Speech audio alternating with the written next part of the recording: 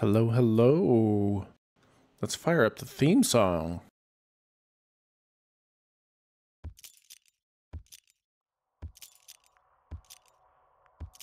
Hey, there we go. Mr. Giggles, Tosserov, Cake Comrade, Ric Flair, Milton T. Pig, Rob Man. Hey, what's all the rees? Why all the rees? Raven's Art. No, I made this. This is my song.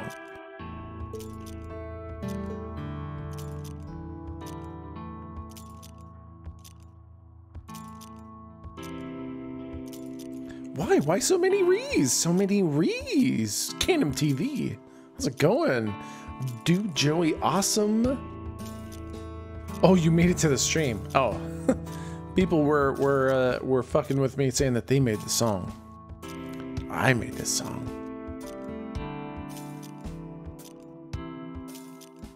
Oh, it shouldn't have gone back to hosting. It says I'm streaming.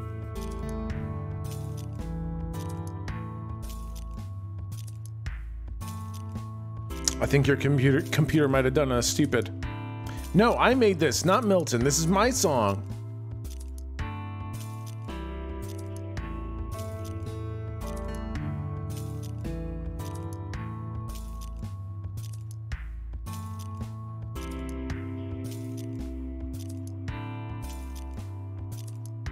Thank you guys for all the follows. We're gonna have to roll some credits at the end of this.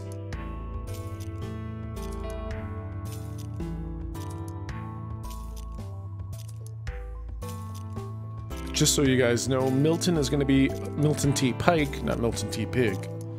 Milton T. Pike is gonna be just a few minutes late, so during our recap.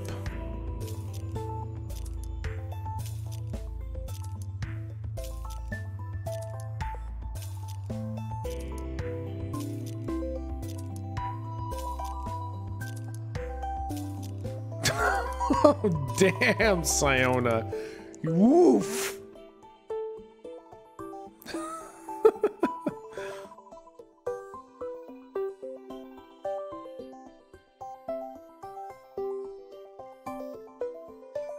Dirty Cologne. Hello, hello. Lastial.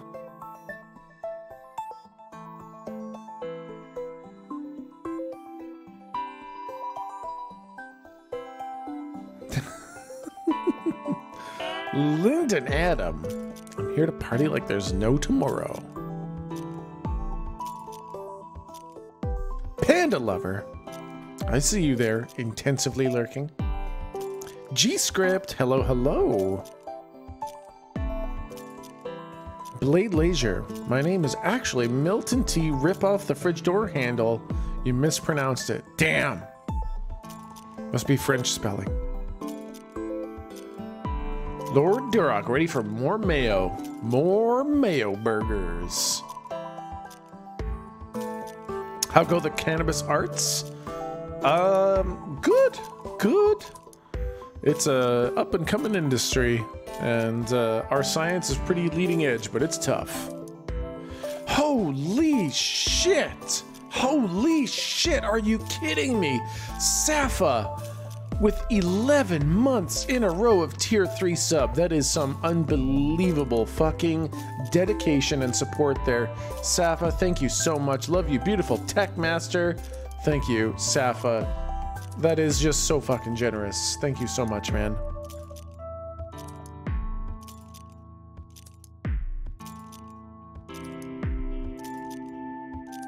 Oh boy, Math is here. Mathradical is one of the players. He plays Jake Marshall.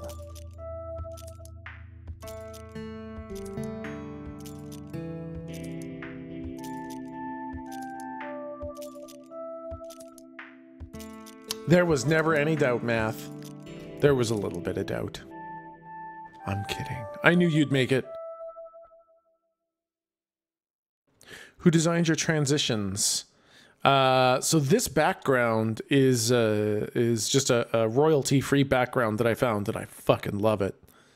I have no transitions. My transitions are pretty hard cuts, as we're about to see here in a sec. But my logo art was done by Vortex Design. And I'm gonna have links to all the artists, because there has been an incredible amount of generosity and talent in this community. All right, guys, we're gonna hop into the Discord, and we're gonna hang out with the players. Oh shit, Venalis coming in with the host. Thank you so much, Venalis. Welcome, welcome, guys. Welcome, welcome. Let's get this shit fired up. We're gonna hop into the Discord and say hi to the players and listen to our music.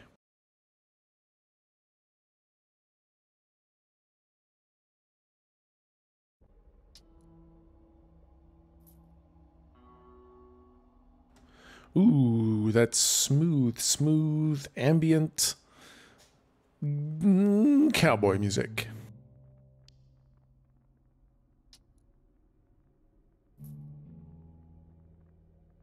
How the hell are you guys? Howdy, howdy. So good. So the first thing, for anyone and everyone looking at the stream, and as the players know, we have some fantastic, very cool, amazing art for icons for all of our players. So now we can actually see what Jake and Lou and Galdrick and Slump actually look like with an artist's interpretation. We've got Galdrick with his massive, crazy, big grin and quote-unquote perceptive eyes, because that was his choice. Slump, such a handsome boy. Yeah.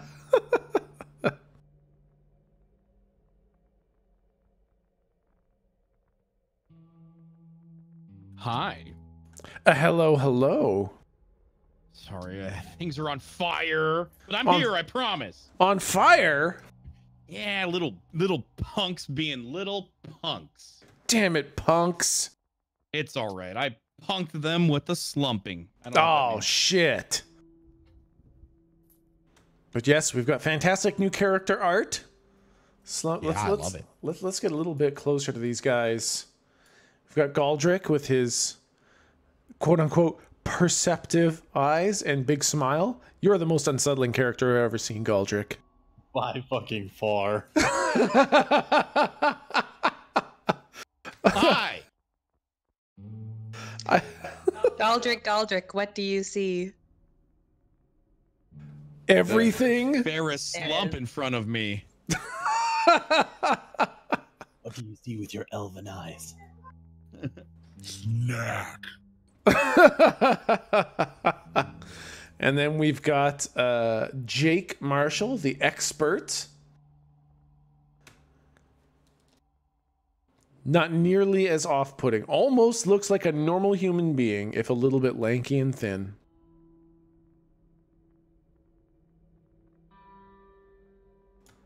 And then we've got Loopy Lou, aka the Spooky. Very, very beautiful, crazy hair. And of course, last but not least, we also have Slump, who is exactly what his name is. Yay. By the way, so I guess we'll do a little bit of a recap. First of all, I am exporting all of these episodes to YouTube. So we will have a YouTube directory to rewatch any episodes you might have missed. And I will continue to try to export them as we finish them. So if it's late for you and you can't finish it, or you know it's happening and you just can't get around, they will be on YouTube. What else? Oh yeah, let's do a little tiny recap. So last time we went at fucking light speed through the end of it. I really wanted to get you guys through a hunt. And so I kind of took control of the wheel there. I helped you out with some divine inspiration as to how to proceed, and we kind of smashed through a hunt just to get a little bit of a feel for what the deal is. This time, you guys are going to have to work a little bit harder to unravel the mystery, and there's going to be a lot more time for kind of discussing what's going on. The recap for last time was basically you all had introductions where Galdric is an angel, Jake is a tech-savvy monster expert who lives in the greatest bunker ever built and works on hover cycles. Tech-savvy in big air quotes. Oh yeah, big air quotes around the tech-savvy. And Lucille Hudson.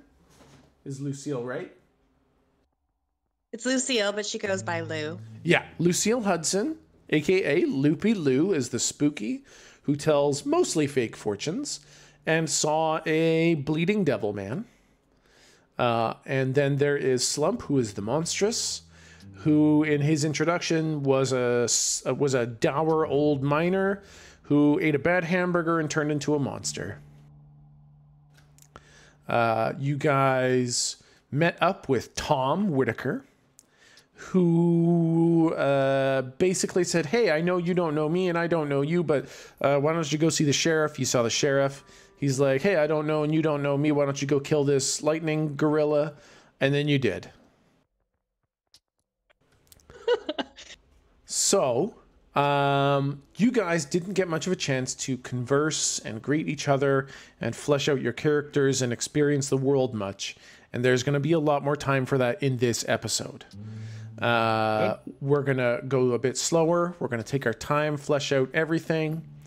Also, this is going to be the last time that I help you guys with your roles. We are getting some incredibly generous and talented artists helping us out. So I'm actually going to have graphics to show, which means I won't be able to keep track of your bonuses, your harm and luck, and what abilities you have and when you should use them. So it's going to be a little bit on you guys to take care of your own stats. It's pretty minimal compared to D&D, but I will need you guys to take care of that after today.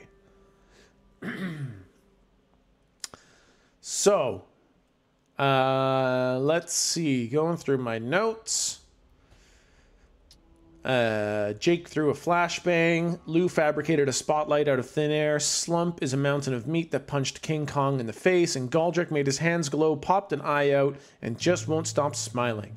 These are all some things you will need to address, because you were told to meet Tom in his mine shaft, and within 48 hours, you are fighting a real monster, even though you know that monsters do not exist. So, after the adrenaline of the past few hours passed through you, you are standing inside Dead Man's Cave. A pile of ash that used to be a zappy banana dog is sitting in front of you. It zapped the shit out of Slump, who looks like he is a mosquito bite away from needing the emergency room. What do you guys want to do? First of all, Slumps looks around and says, where's the D20? Roll 20. Oh, it's the same. Like, you can literally just go roll20.net and then hit launch game kind of thing, but I'll give you the link. It says it's an editor link.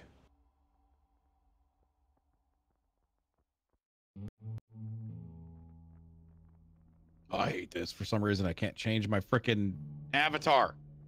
Oh no! I've been trying to change my avatar this whole time. And Oh shit! yeah, it's just as the default, and it won't let me. It like half loads the image, and then it just doesn't do anything. It hates me. Oh, interesting. Okay. Well, I mean, we've got the art. We can sort through getting your guys' things ironed out if that doesn't help. If that doesn't work, we've got a little bit of art here. Okay.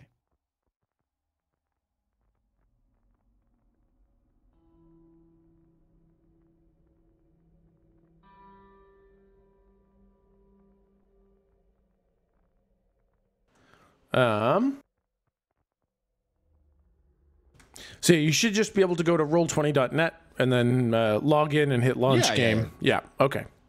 Yeah, I'm already in it. I'm Okay. Perfect. Yeah, we're waiting for Slump. Cool. Well, while Slump is getting himself logged in, you guys are standing in front of a pile of ash that at once was a lightning Godzilla gorilla ape and is now a pile of ash. All right. Well, that was strange. I'm gonna sift through the ash, see if it's just ash. It's not only ash, but it actually seems to be decreasing in volume. Like it's almost like evaporating in your hand. So as you pick up a handful, and within a couple seconds, it's half a handful. Was it full size when we? Sorry, was it full size when we killed it, or was it a regular monkey size? It was a pretty regular monkey size. When you guys finished it off, it's like it had, as it was shooting lightning out, it shrank in size until it had expended basically all of its lightning, and then it was just regular monkey size when Jake kind of fired the killing round into its head. Right. Yeah, man, that whole thing's a blur.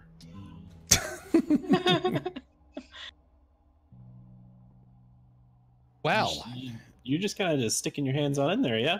yeah. Well, I mean, you got to inspect it, make sure everything's fine. Yeah, good on you then. I taste a little bit of it. Oh, that's interesting. Put a little bit on my tongue, like. Oh shit. I honestly hadn't accounted for any of you guys trying to taste it. Okay, I'm gonna say it doesn't have a taste, but it makes your taste buds go a little bit numb. About go. Okay. How what now? Nothing more about it. I take like a little fingerful and I kind of like hold it up to Slump's mouth.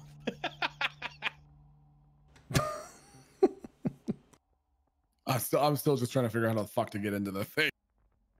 Let's just go to roll20.net. Yep. Okay, yep, you're in it now.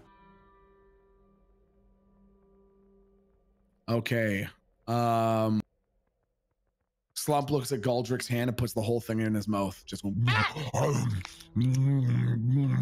How much was in your hand? That. Huh? How much ash was in your hand? Just like a fingerful. Like imagine I put my finger in like a flour jar. Gotcha. Okay. Yeah, no, a little tiny bit of numb feeling on your tongue, Slump. Okay. Is there anything between these two rods? Does it show like where these rods go to that he was grabbing onto to discharge? So they're basically jammed into the back wall. So where they go is further into the back wall.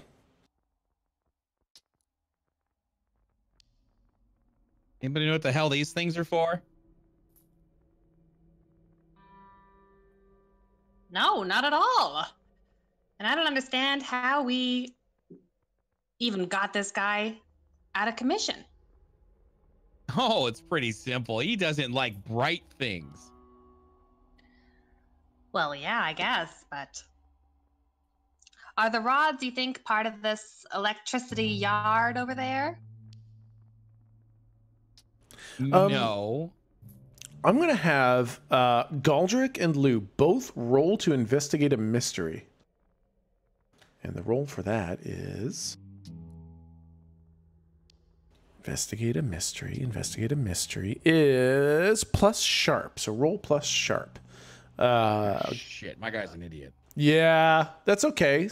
Loopy Lou's kind of a genius. All right, there we go. Is it a 1 or 2? 2d6. 2d6, minus 1 for you, Galdrick, plus 2 for you, Lou. Thank you, dear. Holy shit, 12. I think they're just rocks. Okay, so this isn't quite how this roll works, but this is how it works for me. Galdrick, you're looking at these rods and you're kind of gauging that like they gotta go somewhere. But you can't figure out where. Like, you know that they must be for something. But then, Lou, you kind of realize that if you came into the cave and turned left to where the giant ape was, you would be looking towards the lake. And so these two prods are basically pointed directly towards the lake. Well, it looks like these guys are pointing directly towards that large body of water over there. So... Interesting. Do I see anything at the... Can I visibly see the lake? No, you're in the cave. You're kind of extrapolating that, you know, if you were outside of the cave and looked to the left, you would see the lake, which is the same direction that the prods are going. Yeah. So you can't see it. Okay. Gotcha. I don't know. Jake, what do you think? Yeah, knowing sort of the layout of the land, is there anything between sort of where they, between the rods and the lake? Knowing the layout of the land a bit, there's, it's basically, as far as you know, just empty flat land, just a whole bunch of desert and probably more than one tumbleweed. And these rods are something we discovered last time? Yeah, so when you came into the cave, you saw the electric monkey grabbing onto these rods and discharging electricity into them. And it was shrinking as it discharged them. Hey, any of y'all got like a hammer? And I guess I'll kind of look at Slump and be like, you know, we're fucking big old lunchbox hands or something. Sorry, what are you wanting Slump to do? Essentially, I'm gonna see if anyone's got a tool to start seeing what's under these rods, like where they go, if they attach to something, if they come out, if there's wires, anything like that. Slump looks at you and says, Well, Slump can pull on rods, but Slump not feeling so good right now. Yeah. Oh, shit. God darn it. Slump looks real fucking rough right now. I actually... I know what I forgot to do. I wanted to ask you if I could change one of my abilities. Oh, shit. Yeah, we can do that. I wanted to see if I could actually get rid of one of my abilities so I could get lay on hands. Oh, yeah, absolutely. Either one you want. Any ability you want to get rid of, feel free to pick that up for lay on hands.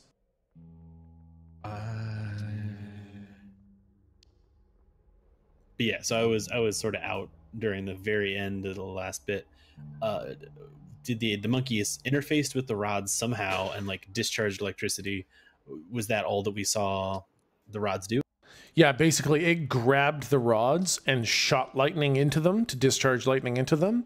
And then it turned around when it heard you guys and shot lightning at you. And every time it discharged lightning, it shrank in size until it was just a regular monkey. Gotcha. So yeah, I'm going to look around this sort of cave, see if there's any rocks that could work as a tool or discarded tools or anything to bang or chip away at the stone where the rod goes into the wall. Okay. Why don't you roll to read a bad situation? And the roll for read a bad situation is plus sharp.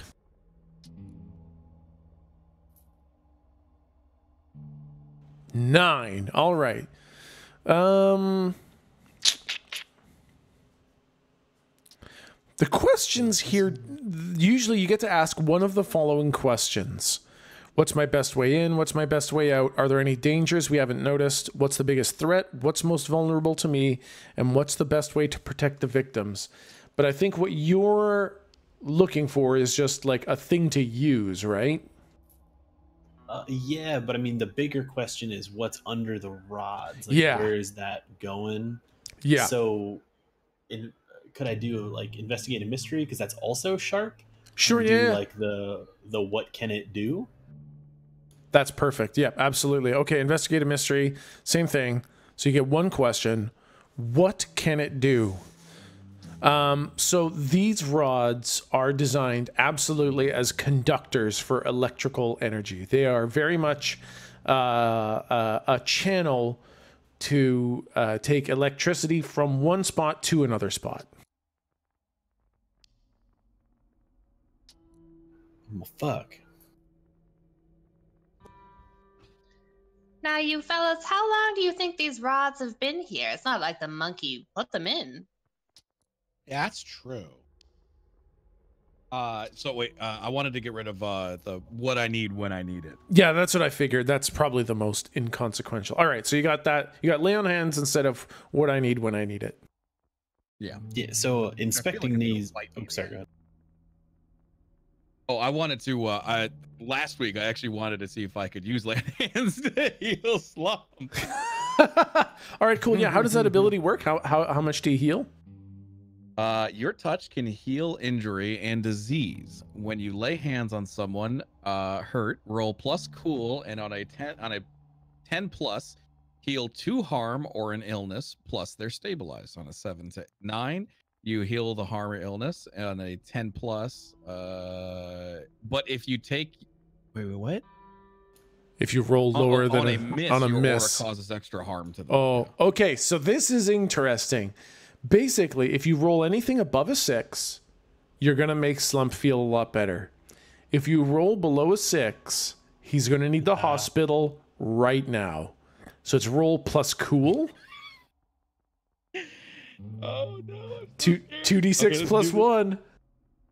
Okay, let's do it. Slop, come here.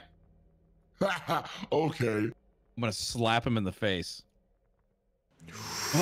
That was so close. I just want to give him a little slap, like the Godfather, like you're in my home. Just Yeah. like, Yeah, there's a little slap, and Slump, your neck turns more than you thought it would. And there's a little bit of a tweak where you feel like you might keel over unconscious, but then you feel a lot better. Actually, you feel healed. You feel like you're okay now. Mr. Weird Little Teeny Tot Man slapped the happy back in the slump. yeah. Slump picks up Galdrick by like the arms, like up by the shoulders, just lifts him straight off the ground and just kisses him right on the mouth. Thanks. I'd never stop smiling, so he just kisses my teeth. That is awful. That's awful. Mr. Teeny Tot has a hard kiss. Yeah. Okay. Well, should we go talk to the sheriff guy, or should we try to go to see where these things go? Because this electricity had to be going somewhere, right? Yeah. Can I look? To Lou's question, I think that was pretty important. Does it look like something just fucking slammed these into the wall, or does it look like properly done construction? They look very, I don't know what the word would be to describe this. They look very artificially there. It does not look slapdash. It looks almost too perfect.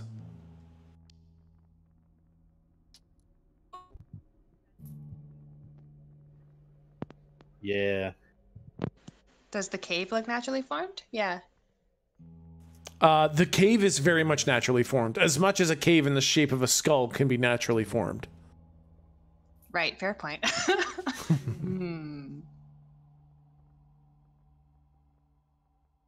What was the sheriff's fucking name again? Just the sheriff. The sheriff. Okay. Yeah, Smiley, I think maybe we'll omit this to Sergeant Sheriff, whatever. Maybe we'll talk to Tom about it. Yeah. Yeah, All I right. like the idea of going to Tom. All right, let's go to Tom. We can always come back. It's not like these are going anywhere. I mean, What's the worst that happens? We miss something very important, then the apocalypse happens. Come on, Slump, let's go talk to Tom. Okay, Mr. Teeny Tot. I mean, like, they're like already starting to walk away, I imagine, and I'm just kind of going like, well, does anyone know what's near the lake? All right. All right, so you guys are heading to Tom. I would say I would vote for Tom. Yeah. Yeah, same. Yeah. All right.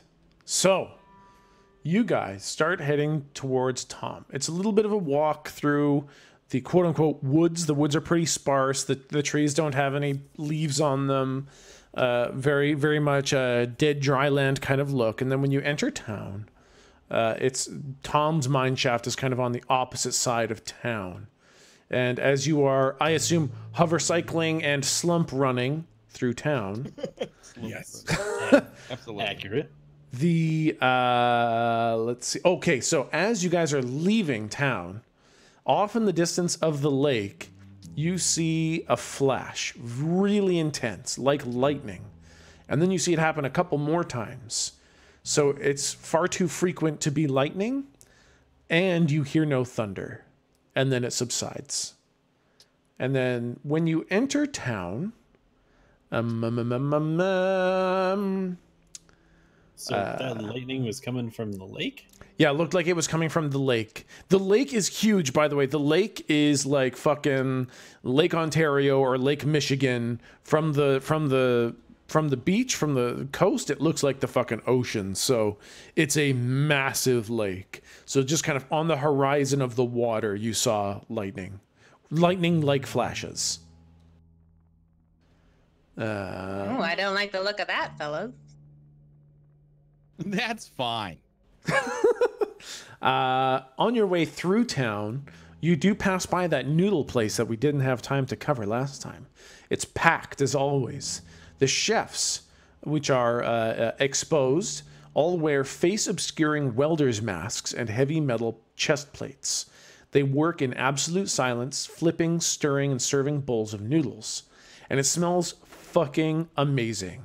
Spicy noodles with seared meat and finely chopped veggies, and virtually no broth. It's like ramen without the nasty broth to ruin it. Get you fucking. I'm sorry. Oh What? my goodness. Bullshit out of here. It's brothless ramen, and it's the greatest thing ever invented. And the serving sizes are quite generous. If you wanted, you could stop for a bowl of noodles, or you could just keep going on to Tom's. I'm not gonna lie to you right now. My OOC anger is bleeding in. Soup, yucky. Only gross man likes soup. Blech. Yes! I hate you so much. I want to have a whole conversation with Lou about the versatility of soup as food. No, I He's know hungry. it's warming and it's filling. I love warm soup belly. But these soupless Speaking of noodles sure smell good. Slump, does that entice you? Do you want some? You want some soup? Some soup? Some brothless soup? That's not a only thing. wants soup if Mr. Teeny Tot suck out all the fluid first. Don't ever say that sentence to me again. Let's go. Suck all fluid out for Slump. Suck it out, Mr. Teeny Tot. Put your lips up and. I kind of have the same exact look that is obviously with my portrait, but I look even more dead inside. The eyes just like migrate to the outsides of your head and like walleye a little bit. All right.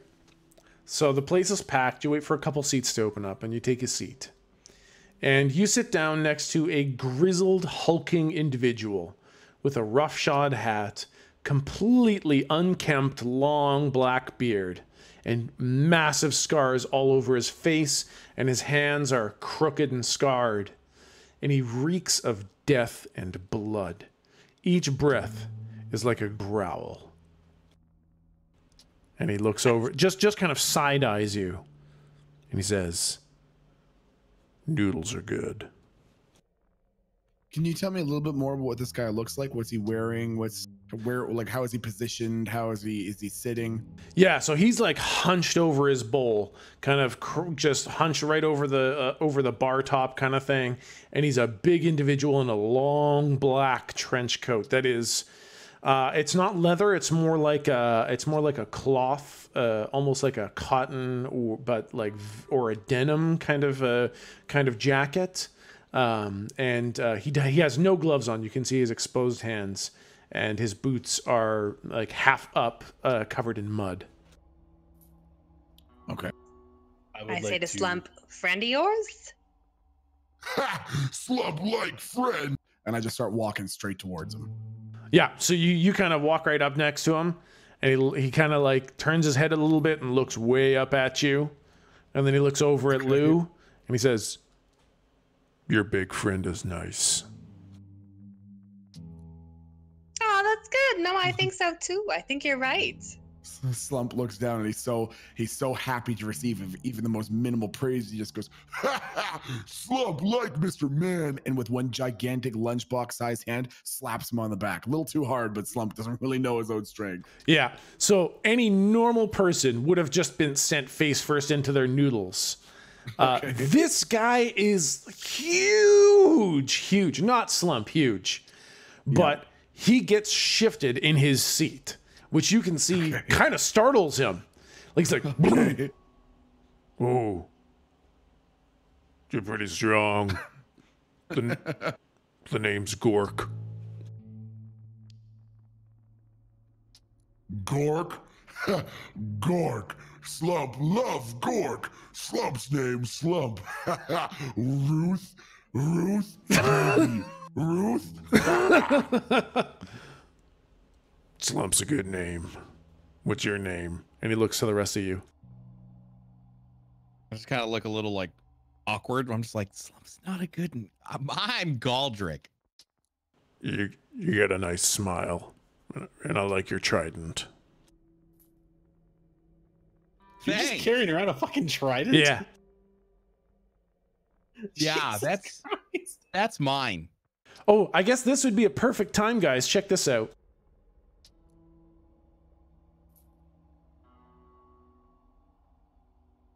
So, I saw it for a second. I know.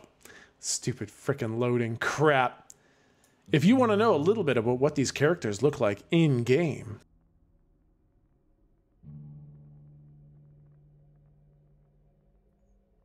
Oh my gosh. So fucking unsettling. Oh my freaking god. We actually have full character art for all of the fucking characters. We've got Freaking terrifying. Oh shit, man. We've got little Galdrick with his giant fucking unidentified trident. We've got Loopy Lou with all of her layers and crazy hair. We've got the expert Jake with his fucking Nokia phones attached to his chest strap. And we've got the fucking mountain of flesh Slump, which is basically 2 people tall. And this just makes me so happy. So yes, Galdrick, you are carrying your trident around. Yeah, Very this is mine. inconspicuous. I never have to carry around a fork, so it's nice. And then he looks at Lou. He says, Your hair is real nice. Your jacket's pretty fashionable." Wow. Well, I mean, thank you. Thanks. I think he was Gork? talking to me. That makes more sense. I fixed my tie. "I like your smile." And then he looks over at Jake. He says, "Hey, you work at Marshall's, don't you?" Yeah. Yeah. "You work at Marshall's?"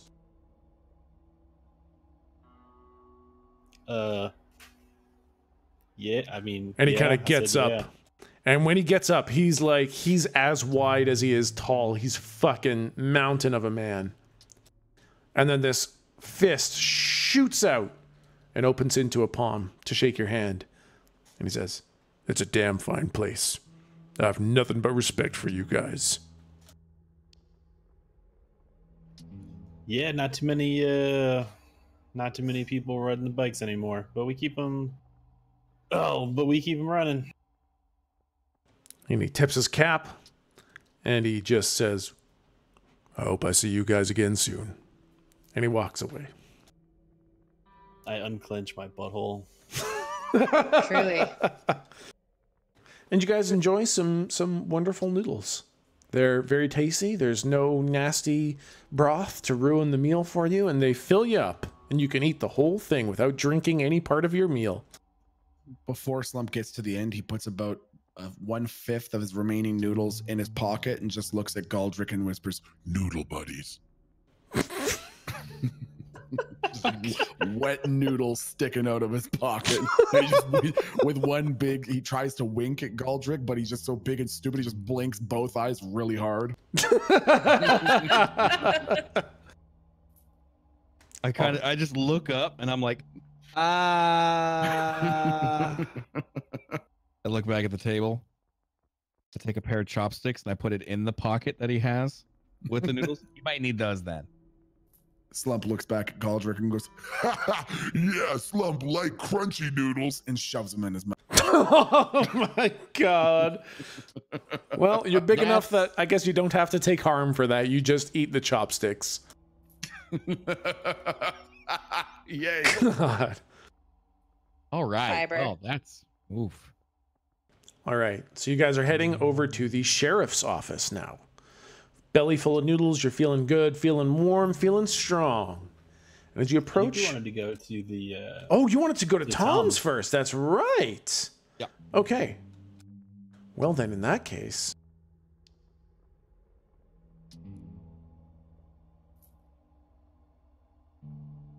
we actually had a community member build this fucking map for us. Oh my god, guys. It's been a fucking week, guys. Relax. I know, exactly. No, the fucking response to last time was unbelievable. And we have so many awesome things that we had a community member build this whole fucking map for us, which is just awesome. So this is the mine shaft that you guys were in when you met Tom for the first time. And if you hold and left click, it'll make a little ping. So if you want to show me something that you want to look at, feel free to just ping something, and ask me what you want to look at.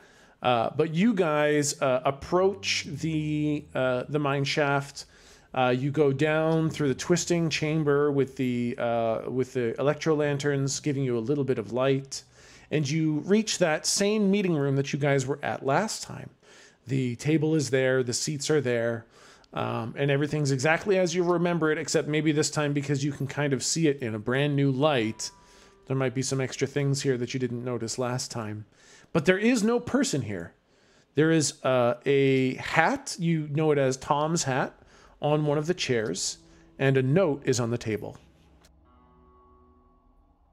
Ah, gee, did this guy skip out on us? Let's see. And Lou picks up the note. The note says, "Please knock on my door." And you notice that there are 3 doors on the right-hand side of this cave. Okay, well, which one of these looks kind of unsettling? Kind of like a Draco Malfoy sort of type. Can I look at his hat? Yeah, absolutely. It is a white cowboy hat with kind of a golden brown hat rope thing. And it's very fine. Flip it on the inside. Yeah, on the inside, there's a couple strands of blonde hair, but other than that, it looks pretty normal. Okay, Property no tag, no Avcon. initials. Yeah, that's what I was looking for. Oh, okay. Yeah, no, there's a T... then there's quotes and a D, and then W. Sorry. Am I laughing in the background? Tom, Dick, last name Harry. No, his name's Whitaker. Dang. Pretty sure it's some kind of Darkwing Duck thing, but whatever.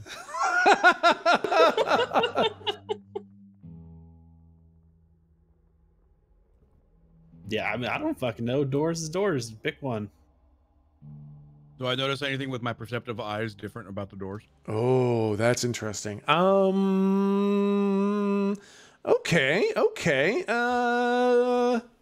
I'm just gonna have you roll plus sharp, which I think is a -1. Give me 2d6 -1. No, you don't even see the doors. You're looking at the water tank over here, and you're wondering, how the fuck do I knock on that? God damn it. I'm that dumb. That is a complete fail. Oh, you mark experience. Make sure to mark 1 experience for that unbelievable fail. So I'm just assuming here we came in map south, right? Yes, correct. You came in map south. Yep. I want to wander north off to this little alcove thing up on the left and see what the fuck's up there. Yeah. Okay. So, up on the left. Oh, is my map not centered?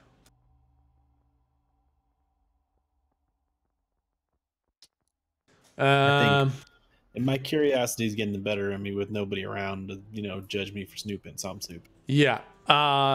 Slump, you see Jake walking towards your bedroom. I see him walking towards my bedroom. Yeah. Ever since you met Tom and he's been taking care of you, that back alcove has been kind of your living quarters. Okay. And like where I'm just standing in the hallway at this point. Yeah, I imagine you guys are kind of close to the table now at this point, the table in the middle of the room. Okay. And you see Jake, at the entrance here, heading back towards your room. Just, it doesn't matter. Just, you recognize that passage as leading to your bedroom. Okay. Slump's got a real thing about like private boundaries now, and stands up and with one fist breaks the table in half and says, "Hey, where Mr. Man going?" All right, relax with the table, man. I was just gonna see what was up here. Why you need to see what up there, Mr. Man? You just ask Slump. Slump tell you. All right, hey Slump, what's up there? Not sure. You want to come on a expedition there, big guy? Yay, adventure! Oh he my just walks over right away. Oh my god! All right, Yeah, well, let's hit it, big boy, and I'll just sort of follow in his wake. Yeah. Jake is a cool character. Holy, he really kept his head. Yeah, I like describing it as his wake because Slump is so massive, he definitely pushes the air out of the way, and you can definitely kind of ride in his tailwind behind him. And when you guys get there, there's kind of a massive rough bedroll up there, and there is an extinguished fire pit with tons of bones laying around it. There are rocks in here that are pummeled, giant fist marks in the rocks, and some rocks have been smashed to literal pieces. And this is Slump's room. Sorry, you cut out a little bit there. Could you just go over that one more? Yeah, there's a giant bedroll. There is a fire pit with a whole bunch of bones all around it. There are rocks in here. Some of them are dented and half crushed with giant fist marks in them.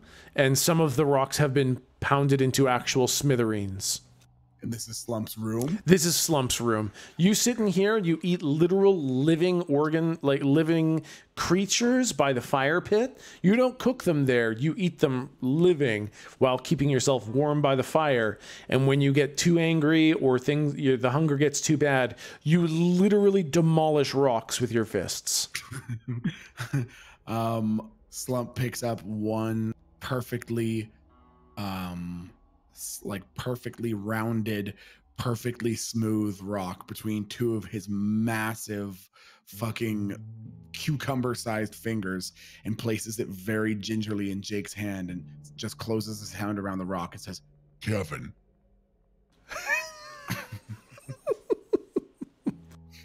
I'll sort of look down at my palm. look back up at Slump, sort of taking a second to process this. Slump looks at Jake and then looks at Jake's pocket. Good mage, Kevin. You want to take a ride in my pocket? Slump just isn't saying. He's just staring at him. Just. All right, so I'm gonna go slow towards the pocket, but I want to watch those eyes. To see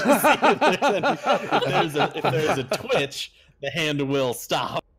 The closer, the closer, like his hand is getting towards his pocket, a massive fucking smile is just getting wider and wider across Slump's face.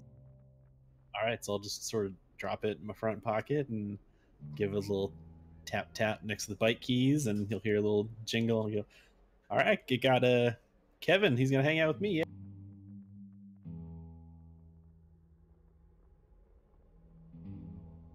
Slump just smiles. All right then. I'm still at the water tank, like, what the fuck?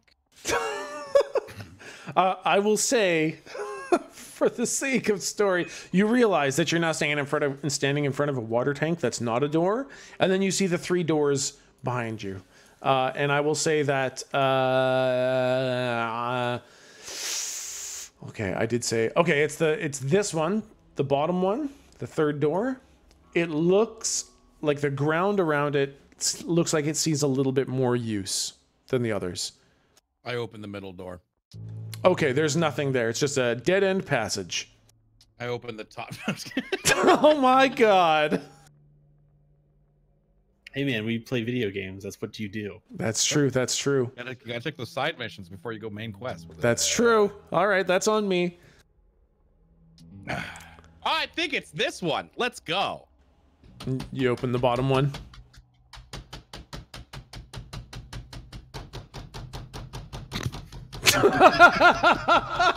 Oh boy. Oh boy. You hear a voice on the other side say, hold on, I'm coming. And then, gotta get my notes because we went a little off notes. Hold on, I don't have my pants on. Just hold, I'm coming. Just hold on. And then the door opens. I'll wait here. Oh, dang it. And then the door opens, and it opens into a beautiful, nicely decorated, well-lit kitchen. That is definitely not underground. You can kind of see past through the kitchen, through a window on the other side, and there is daylight on the other side through out the door. And Tom is there, and if you guys will look where that ping is and then scroll up a bit.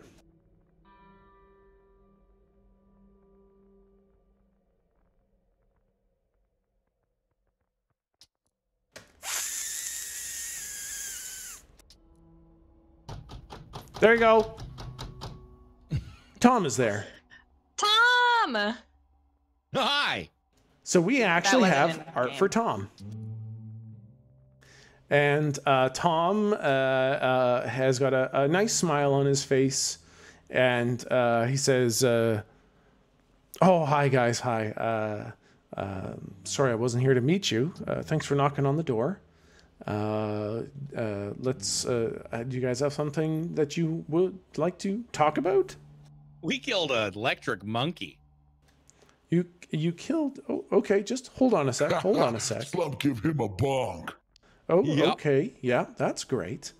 And then Tom meets you guys. Or I guess he kind of like gestures towards the, I guess now fucking broken table. And he says, oh, what happened there? It was like that when we got here.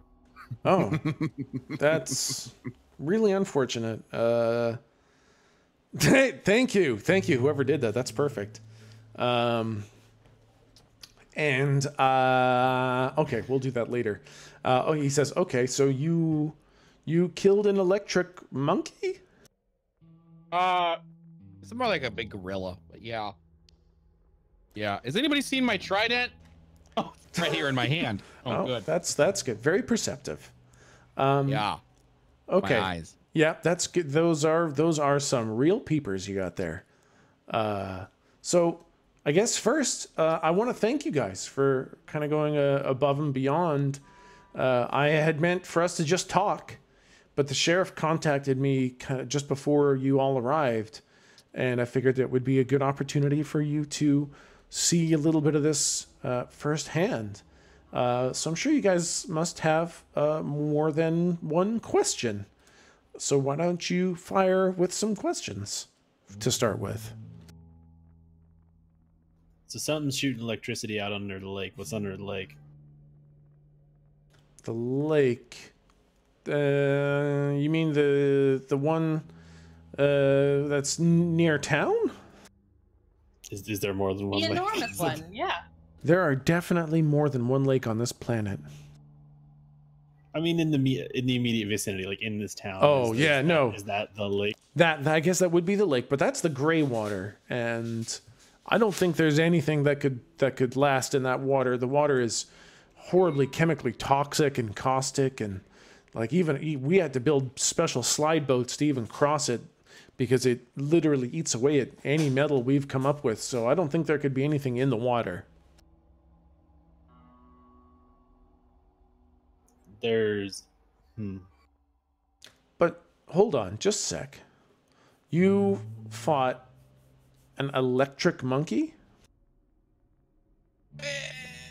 Okay, listen. So this is kind of what happens. We went to go inspect like what was going on. We talked to the sheriff. The sheriff was like, "Oh, there's something going over there." He's really nice, by the way. Thanks for sending us his way. And then from there, we went over to go talk to see what investigate what's going on with this little monkey thingamabobber. And this big old monkey came out and was just like, "Oh, I'm gonna grab onto these bars," and like, rah! And then the monkey got really big, and it hated light. So we shot it in the face. Okay. Well, okay, so here's the thing. There's some things about the world that I think you guys might not know and might kind of know. Goldrick, I think you probably are the most enigmatic, but Jake, we've been working together for a long time now, but when I first met you, you had just seen a woman unravel, like literally kind of turn into human paper and yeah. unravel. Thanks for bringing that up. Cool. I know. It's unbelievably important because I know what happened. I know what happened. Just listen. And Lou, when I've been watching you for some time, and I know that sounds creepy, but I mean it. I guess That's not creepy. Sorry. I meant in kind of a non-creepy way. But you saw something that very few people in history have ever seen. And how did you actually defeat that monkey? What did you guys do? Did you just, I know that you used the sealing nail after it was dead, but what actually happened when you were there? Well, at one point, and I got a lot of questions for you, mister, but at one point, it's like I thought a thing and it happens. It's like it was magic, but magic I couldn't have been. But then that monkey was humongous and lightning-y, so maybe there are things that we don't. And also, it's like my voice changed after I did it, so something is going on. Hold on now, hold on. You say you thought something and then it happened? Yeah. So like we realized that it didn't like the light, and so I was like, well, what if there was light on it, and then it would be less large because it would have exploded some of its lightning out. And so I thought the light, and then there was bam, light. That's I'm sorry, that's not possible. Here, listen, I have to explain some things. So, in all the textbooks, it's always the same story where a big spaceship lands on a new planet, and the planet goes through terraforming and accelerated development. You go through the Bronze Ages to cowboys to cyberpunk up until you get to the place where you're in glorious space age utopia. But I have to tell you guys, there's actually another layer to it. Throughout all of recorded history, dating back way before we ever made our way out to space, there's been a force. Not the Force from the old Star Wars movies, because that's super trademarked. But there is a force. This force in the universe.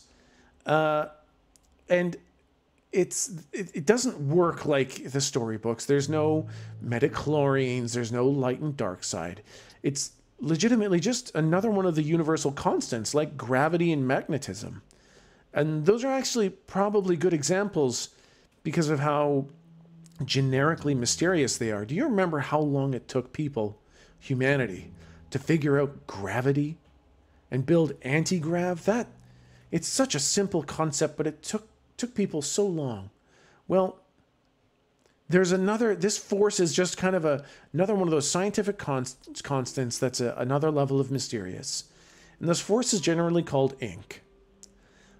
Because the few people who can see it say it looks like a heavy, viscous white ink. Oh, dang. Yeah, and the best our scientific members have been able to glean is that ink is like the after image of energy. If temperature is the vibration of atoms, the ink is the rippling of that vibration. It doesn't have to be heat. It could be any energy. All energy projects ink.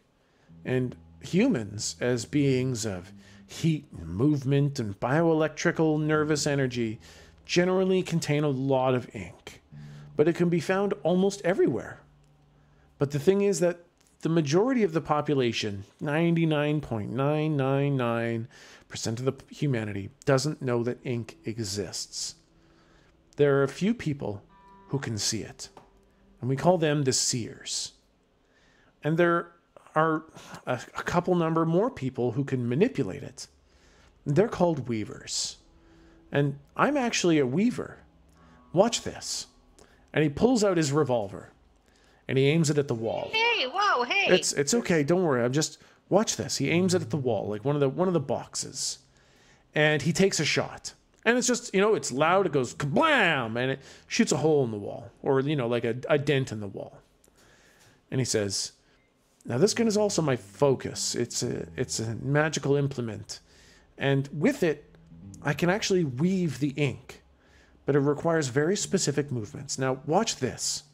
And he does a couple really fucking cool cowboy pistol spins, and he moves his hands around a little bit, points it in a couple different directions, and then he stops, points at the wall, and fires another shot.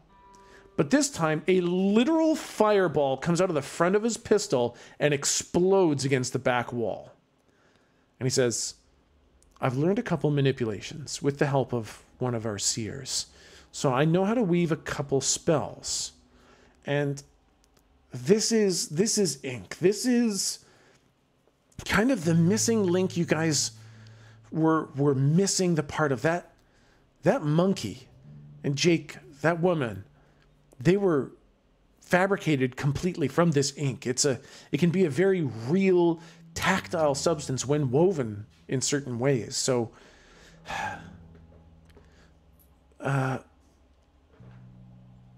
But Tom, does it always appear white? Is it ever any other colors? Just asking for no reason. Yeah, no, it's definitely always white. And this is the other thing, is that there is no people who can see and weave. That's not a thing that exists. So when you say that you created light, I know just that's not true. Something else must have happened. You must have got confused. But you definitely did not weave, because I think you're a seer. Why don't you try to do something here? Why don't try to create the light again? I'm sorry, but it's just not going to happen. Please do anything to weave, if you think you can. All right, tough guy. Well, I'm gonna let's see if I can fix this table. That would be a fine start. I don't know the weave to fix this table. So roll plus weird, which I think for you is +2. 2d6 plus 2. Ugh. Yeah. So you kind of you look at the table and you think fixed table that's fixed.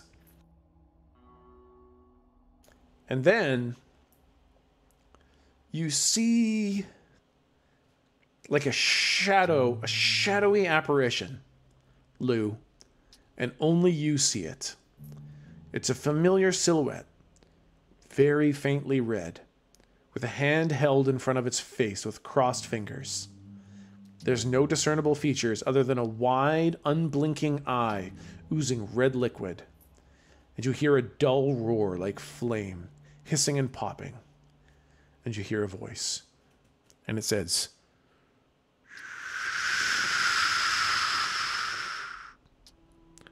I can explain later.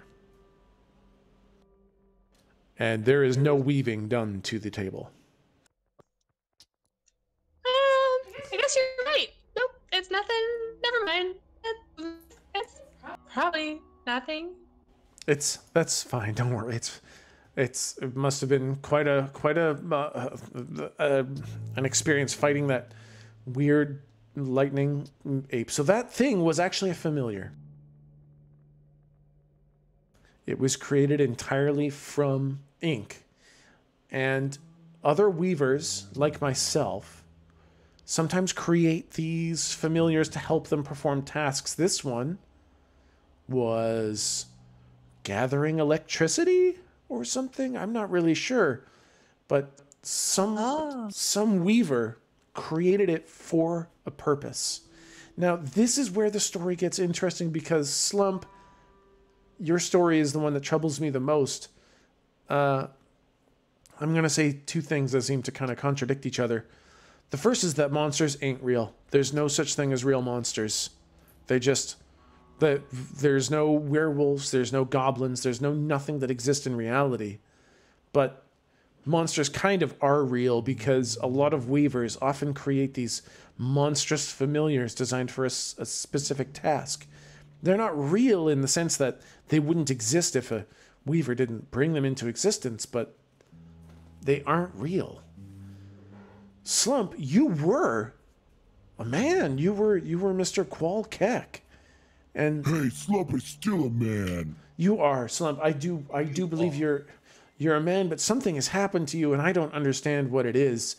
I can't understand how someone has woven another human like this. It's something that isn't possible. With ink, you can't do this to someone. So I think somehow we can unravel this mystery. Lou, I think you can help us. I think you're a seer.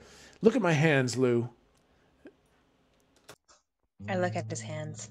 Yeah, they're just hands. But What do you, I mean, it's just, what do you want? no, Lou, really, really look at my hands, Lou. I want you to look at them like you saw in your shack when I came to get my fortune read. Really, really look.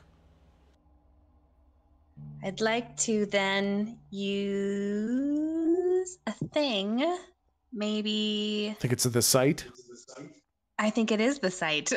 All right. Maybe you were saying the look over and over. Maybe that's a real clue there, is what it is. All right, so you look, and your vision kind of blurs out and goes to black, and then it comes back sharper than ever. And his hands. Do I need to roll to look? No, the sight is Okay. roll-less. You can just, technically you're supposed to see it all the time, but that's not how it works in my world. So you just, yeah. So you do it, and you see his hands just pouring this white liquid out. Oh God, Tom!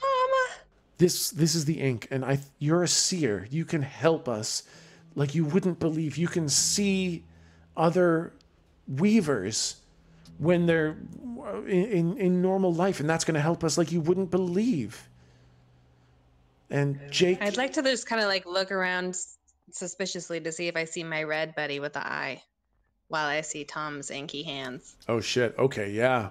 You look around, and sure enough, clearer than a shadowy apparition, you see him there. He's kind of standing next to the table, and he is bleeding with that red liquid coming from his one unblinking eye, the blurry face with details that you can't make out, and his one hand held up in front of his face with his index and middle finger crossed just below the eye. And he looks and he just shakes his head no. And then as you continue to look, you see Slump, and everyone has a little bit of leakiness. Everyone's got a little bit of ink. Some of them can weave it, but everyone's got a bit. Slump doesn't have any ink whatsoever. There is no leaky part of him whatsoever. And I'm going to say, when he passes by, let's say Slump just goes to look at something, when he walks by Tom, you see it's ever so almost imperceptible. The ink almost has a gravity-like pull towards Slump, just a little bit.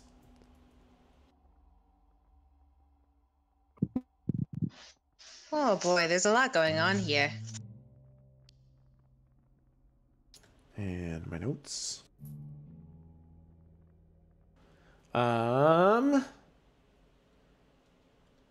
Okay, so Tom says about this electric monkey, it was very rushed, and thank you guys for taking it on faith, but when you find a familiar, which is basically what you're going to be finding and fighting out there, what the sheriff doesn't know is that he thinks these are weird mutations or random creatures, but these are familiars. He's an He's idiot. he's doing the best he can, but these creatures are made purely of ink, and these sealing nails that I can make will seal a creature at its current ink state. So if you kill it, if you stop it from generating ink and deplete it and seal it, then it will stay dead. Otherwise, the weaver will just weave it back into life. So when you guys find these creatures, I need you to scout them, find out as much as you can about the type of the form the ink has taken inside of them, and then I can craft a sealing nail. If absolutely necessary, you could also, I guess, kill it and then bring its body back before it gets woven back to life, but that's kind of where we're at with those. The sheriff knows a little bit, but he doesn't know much, and I need you guys not to go into this kind of detail with him. The weavers who are trying to do this are trying to destroy civil life, and chaos and bedlam is the first stage to them. They look at these planets like oil fields or gold mines ripe for the picking, and they have plans, and sometimes they have succeeded, but my organization, we try to stop them, and I need you guys. We lost most of our organization on the trip here, and I need you guys to help me stop them from trying to throw all of human civilization into their thrall. They want to just rob it and power up their ungodly empire. We know so little about them, but chaos is always the first stage. So we need to stop them, and we can't let the normal average citizen find out about their existence. So please don't tell the sheriff what I've told you here. I kind of like slowly glance at my trident and just look back. I'm like, they'll never figure it out. So, he's sort of like typing and formulating the beginning of his thought on his little Nokia, and as he finishes clicking it up, the green glow goes off, and he looks up at Tom. All right, then, a couple things now. Let's slow this way the fuck down. Yeah. There's wizard making battery monkeys out of ink. Yeah. That's in space. We'll just ignore that. Yeah. So if civilization is like a gold mine, what's the gold? So we don't know. Where they've succeeded, we've lost all record of what happens. They go on complete communications blackout. No attempts to find out what happens to lost planets ever succeeds. We don't know what happens. But we do know that it starts with large-scale destruction and loss of life. And those of us that have succeeded only report success. Those of us who failed don't report at all. And we have never been able to get information from them. Every time we capture one of these people, they seem incapable. There's some sort of a weaving that prevents them from telling us what's happening. Sometimes we get people who are just random power-grabbing mages that have nothing to do with this organization. But those that have to do with the organization are prevented from telling us. We don't know what their goals are. We just know that it starts with death and destruction. All right, you can't just make a whole mess of those nails. You need to know some juju before you can, make the nail. Yeah, I do need to custom tailor the nail to the very specific magic. I mean, if you knew what you were going up against, I could build you one, but it would be almost impossible to build a bunch of multi-purpose nails. That would have a high chance of failure, I think. I could try it, but I don't think it would work. All right, cool. So there's a wizard making batteries somewhere on the lake. I don't know what the fuck that's about. Yes, the lake is interesting. I don't know. Like that's what the monkey was, right? He was leeching power and then sending it somewhere else. And I don't know if we told him about the sticks in the cave. Yeah, I'll sort of lay that down for him. Yeah, you definitely told him that. And Tom goes, yeah, I agree. It's sending the electricity somewhere. It's doing something with it. And yes, I would guess that it's going to the weaver, to the mage that's doing this. But I don't know why. I guess maybe someone on the lake maybe someone who pilots a slide boat might know more about what's on the lake. But I just can't see any way that they live in the water. The water is far too dangerous, caustic and toxic, and there's I can't see how.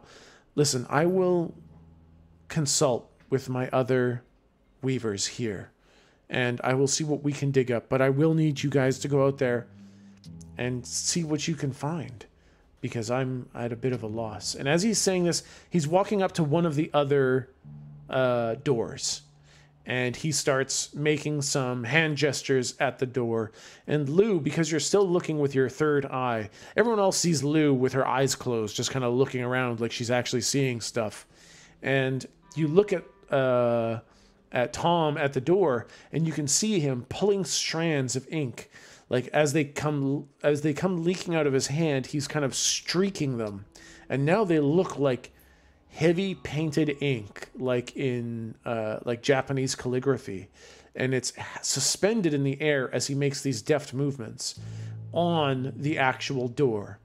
And then you see it kind of fade away, and he goes and he sits back down at the table, and he picks up his hat and he puts it on his head, and he says, I can only hope that we can figure out what's going on, because the Weaver definitely has the potential to just make another one of those lightning gorillas. So I do hope that we figure out what the hell's going on here. Have you guys talked to the sheriff yet? I might suggest updating him. Every time I used to handle one of these situations, I would always make sure that he knew. So if you haven't, please do go tell the sheriff.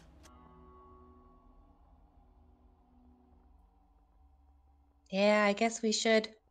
Should we maybe bring Kirby a stapler, since our buddy Slump here? Just keep it away from him. Don't say that word out loud. Don't say that word out loud. Bad candy, yuck. Have a noodle. Have a noodle. Have a noodle. You have a noodle. Fuck, what was his name? Kirby? Kirby, yeah. The boy could throw himself at the ground and fucking miss.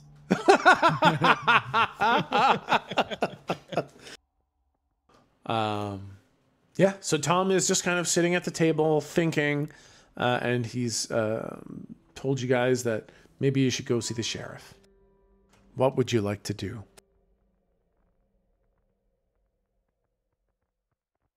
I'm down to go see the sheriff. Whatever you guys want to do. Yeah, Slump looks around and goes, Maybe we should go talk to angry Mr. Hat. he means He the really sheriff. was angry. You're right. All right, you're all down to go talk to the sheriff? Yeah, I'm just gonna walk out of here. All right, yep. Could I, Yeah. since we're sort of at a start of a thing, could I try and have a premonition? Oh, shit. Yes, you can. Are we at the start of a thing? Kind of. Yeah, I would say yes. This is actually a perfect time. He's just let you know that there is another weaver out there that had created that electric monkey. And so, yeah, you can go ahead and roll a premonition, which is 2d6 plus weird, which I think for you is +2. That's 8 plus 2. Let's see. Oh, no. Oh, boy. Yeah. Okay. On a miss, you get a vision of something bad happening to you, and the keeper holds 3 to be used 1 for 1 as penalties to rolls you make. So going forward, I can subtract 1 from every roll you make for the next 3 rolls. That's a bad premonition. Okay. I don't want to spoil too much. You see, you close your eyes, and is there anything you'd like to say as you would like to make a premonition? Like, do you want to tell everyone to wait, or are you just going to stay behind? I'm going to stay behind. I've just embarrassed myself like a couple of times. Okay. So I'm not going to, broadcast the fact that I'm trying to do something. Okay. So everyone else is kind of making their way out, and you hang back, and Tom kind of looks up from under his white cowboy hat as you stand there and you close your eyes, and you get a vision of the lake, and it's weird gray brackish waters with these kind of chemical trails swirling in it. It looks awful and deadly. And then you hear a roar. It doesn't sound exactly biological though, but it is deafeningly loud. And then you see teeth. You see so many teeth. You see just rows and rows of razor sharp teeth and blood all over. And you hear a man's voice scream in pain. And the vision is over. Ah, Jesus. Listen, Tom, right? Yeah. Look, is there any trading in with the seer stuff? I don't know that I'm really cut out for it. I'm very sorry, but it is just, you can see the ink and there's no going back from that. I think it will help. I think it will help in the long run. I'm sorry for the trouble it causes. Yeah, help me right over a cliff. All right, thanks, Tom. Please be safe. And I follow the party. All right. So you guys are heading to the sheriff's office. Yup. On your way towards the sheriff's office, you pass by the bar again. The bar is called the Motherlode. It's got these big, gaudy gold letters kind of hanging above the front doorway, made to look like lumps of gold, and this big pick stuck in the E at the very end. And it's a kind of a dive bar, and it's where the people with maybe not so much cash or of ill repute kind of go to drink cheap, effective, awful tasting drinks. And as you pass by, you hear quite a ruckus going on in the bar. And as you kind of are coming past it, I need my notes.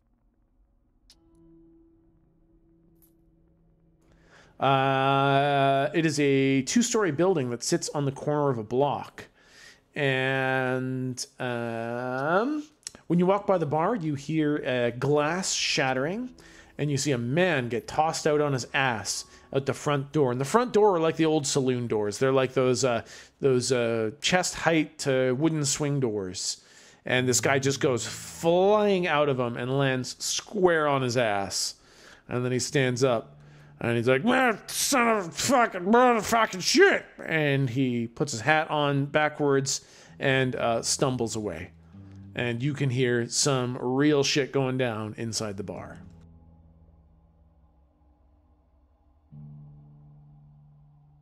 I will veer away to the other side of the road and keep on driving, I think.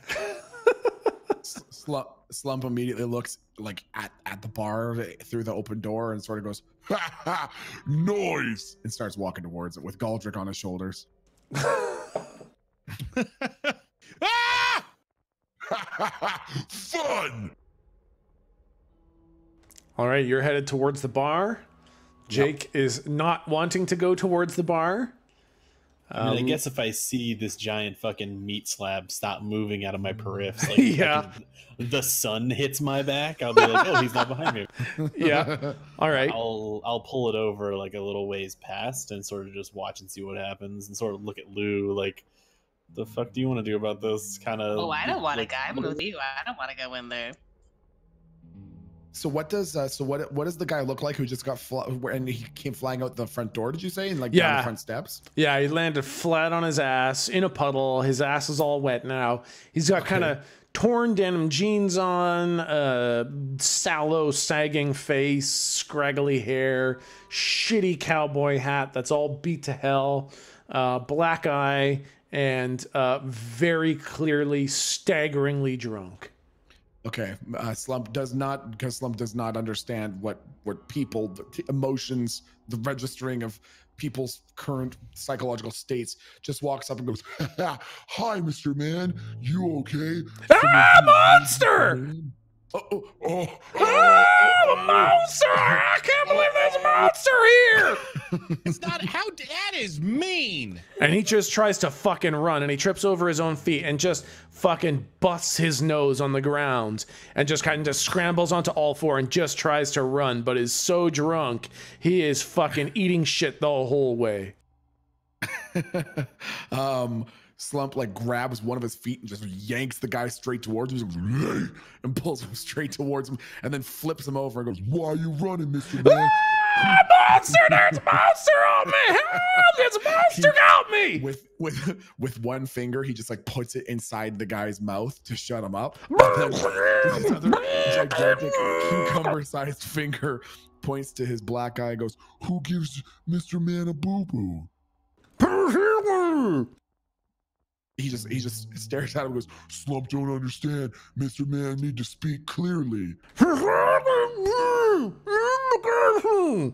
Slump getting frustrated, so he starts pushing his finger a little bit further in. Not meaning to, he just getting irritated. Oh, All right, so are you gonna talk or what? yeah. Okay, pull the finger. Okay, pull out the finger. Okay, back it up. Whoops. Back it up. Sorry, Back Mr. Man. And he pulls his finger out. It's those assholes in the bar. They're trying to take my money, and I said I ain't got money, you motherfucker. I tried to shoot them, but I don't got my gun, so they punched me in the face. Wait. Why are we talking to this guy again, Slump? Slump not really sure. I look at Jake. I'm like half a block down, and I just look back, cut the engine on the bike, and like put the kickstand down, and just take out one of my phones, look down. He vomits, and since he's upside down, it goes up into his nose, Oh my God. which makes him vomit again. Do we just tell him not to do? Just tell him not to do it ever again. Hey, Mr. Man, don't do it ever again, okay? And with one big sausage finger, he like flicks him in the chest. Hey, anybody try to take my money, I'm gonna shoot him. You take my money, I can shoot you sure as shit. If you try to take my money. Where do I see his pistol anywhere on him? No, he has no fucking gun. He's like, he doesn't even have a fucking holster. In fact, he has no belt, and his pants are like, I guess they're kind of riding up his belly at this point. Yeah. I'll shoot shit out of you. Try to take my money, monster. Try to take my money, shoot shit out of you. I'm afraid of shit, monster. Slump, take his shoes. Don't take my shoes. Oh, okay. And Take his shoes. Don't worry about it. It'll be fine. Slump is now kind of upset because he feels like this man is bothering Galdrick, so he just grabs the man's foot and pulls really hard. Oh, God. All right. So I guess this is roll to kick some ass, which is roll plus tough, which I believe for you is +2. So 2d6 plus 2. While you guys are rolling, I like for the camera to cut away, and Jake is sort of like showing Lou how to tighten her helmet, but in the background, all this is happening. His foot snaps. Like, you don't pull the foot clean off because this isn't fucking anime, but the bone completely snaps and twists all the way around. Can we hear it over on the bike? What you hear is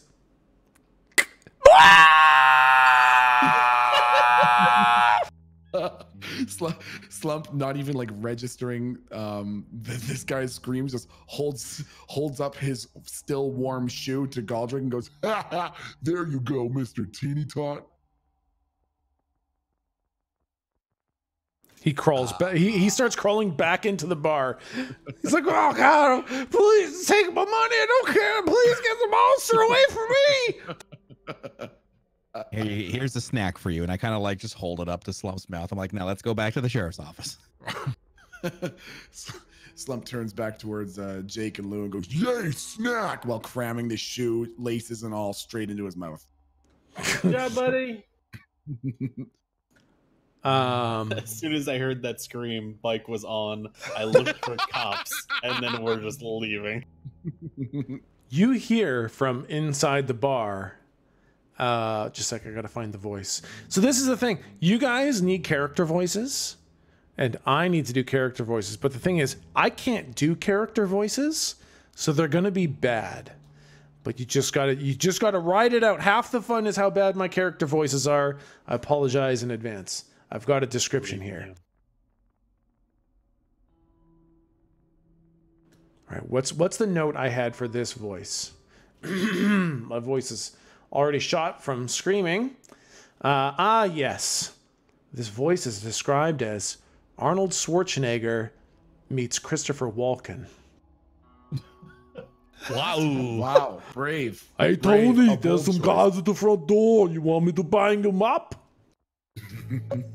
That was perfect. That was really amazing. good. Yeah. That was really good.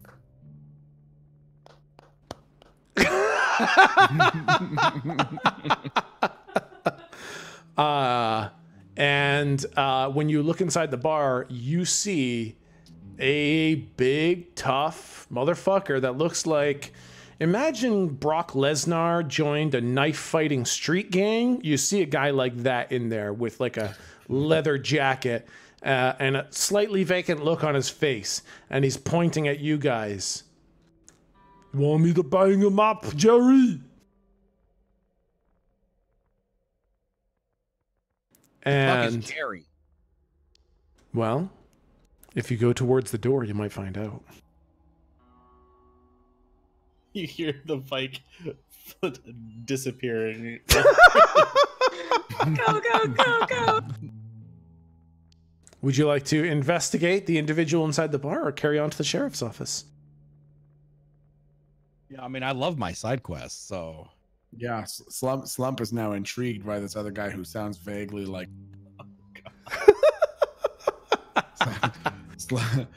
Slump just goes, Hey, you guy! and starts walking towards the bar again. All right, now just a sec. I got another.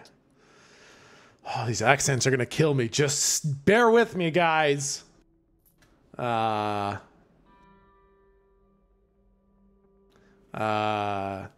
You hear a guy in there say, "Hey, Jerry, you take a look at the front door, eh? I gotta keep a gun on this fucking barkeep here, all right?" And you take it that is Jerry in there. Okay, I just want to proceed basically towards and into the bar. Okay, perfect. Feel free to zoom in a little bit. This is what the interior of the bar looks like. And you guys see two individuals, and I gotta get the description here for them. You see, oh shit. I pressed the wrong fucking button. Oh, come on, notes.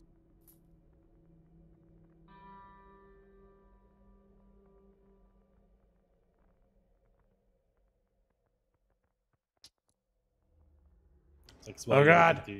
While you're looking through your notes, I'll stop at like the next intersection. So I'm probably like 2 blocks away now, and just turn around to Lou and sort of like tap on the visor for it to open it up.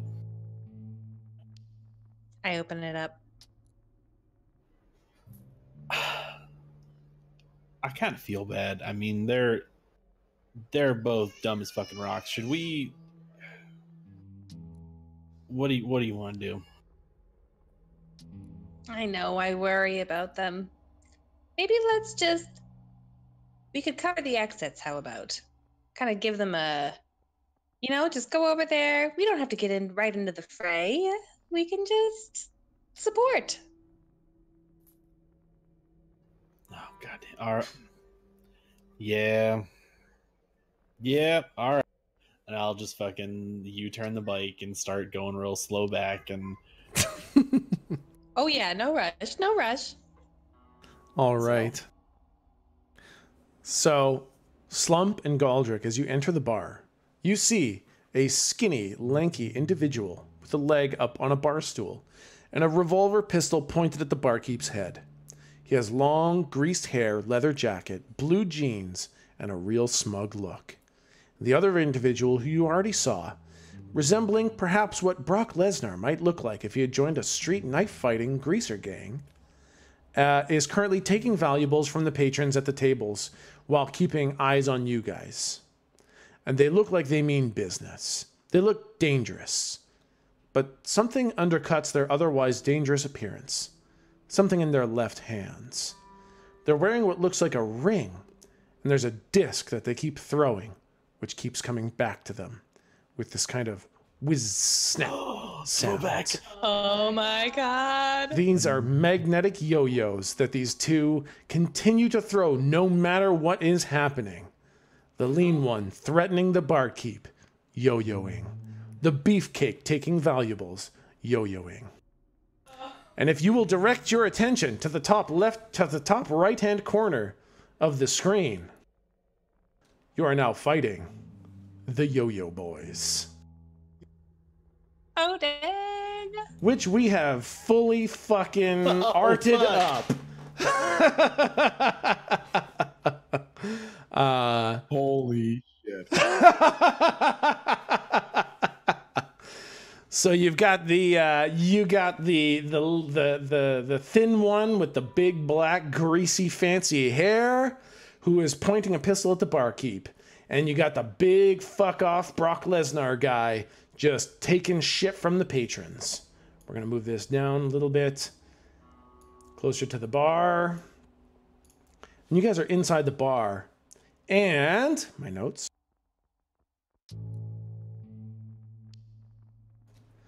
The one in the Chicago accent looks back at the barkeep and says, "Hey, listen here, barkeep. You want to keep that face with just one hole in it? And you keep it shut, all right?" And the barkeep says, I hate to be that guy, but technically my nose is 2 more holes." And the skinny yo-yo boy says, "Hey, wise guy, I said shut it, or I'll put a new nose where your face is." And the big one starts walking towards you guys, ready to bang you up, as he put it. What would you like to do? How's he holding his hands? He is very much anime style, pounding one fist into the other hand, cracking the knuckles, getting ready for a punch down. Slump But thinks also he's- yo-yoing. Also Slump thinks yo-yoing. Okay, and when he starts cracking his knuckles, Slump thinks that he's getting ready for a game of rock paper scissors and starts slamming his own fist into his palm. Oh God. Yay! And the thin one, while yo-yoing, kind of turns over and he says, "Whoa, whoa, whoa! Now there, Jerry. I'm sure these guys just want to pay us, isn't that right, fellas? You wanna and lady, you wanna pay us some tribute? Is that right?" Slump looks down at his pocket and goes, Noodle buddy? The Brock Lesnar one looks back, says, "Oh, we noodle buddies." And Jerry says, "What noodle buddies? No, we need money, boy. We need money." Fuck, what's his name? Tony, we need money. Get money from these fools. I wouldn't suggest that. I ain't so afraid of you, big guy. I got the yo-yo and I'll punch you real good. Are any one of the are any one of these unnatural? Are these just pure human? From your perceptive eyes, they look relatively human. Damn. So they're not an unnatural creature. Not not in the way you already know mean what it. I want to do. You already know what I want to do. Yeah.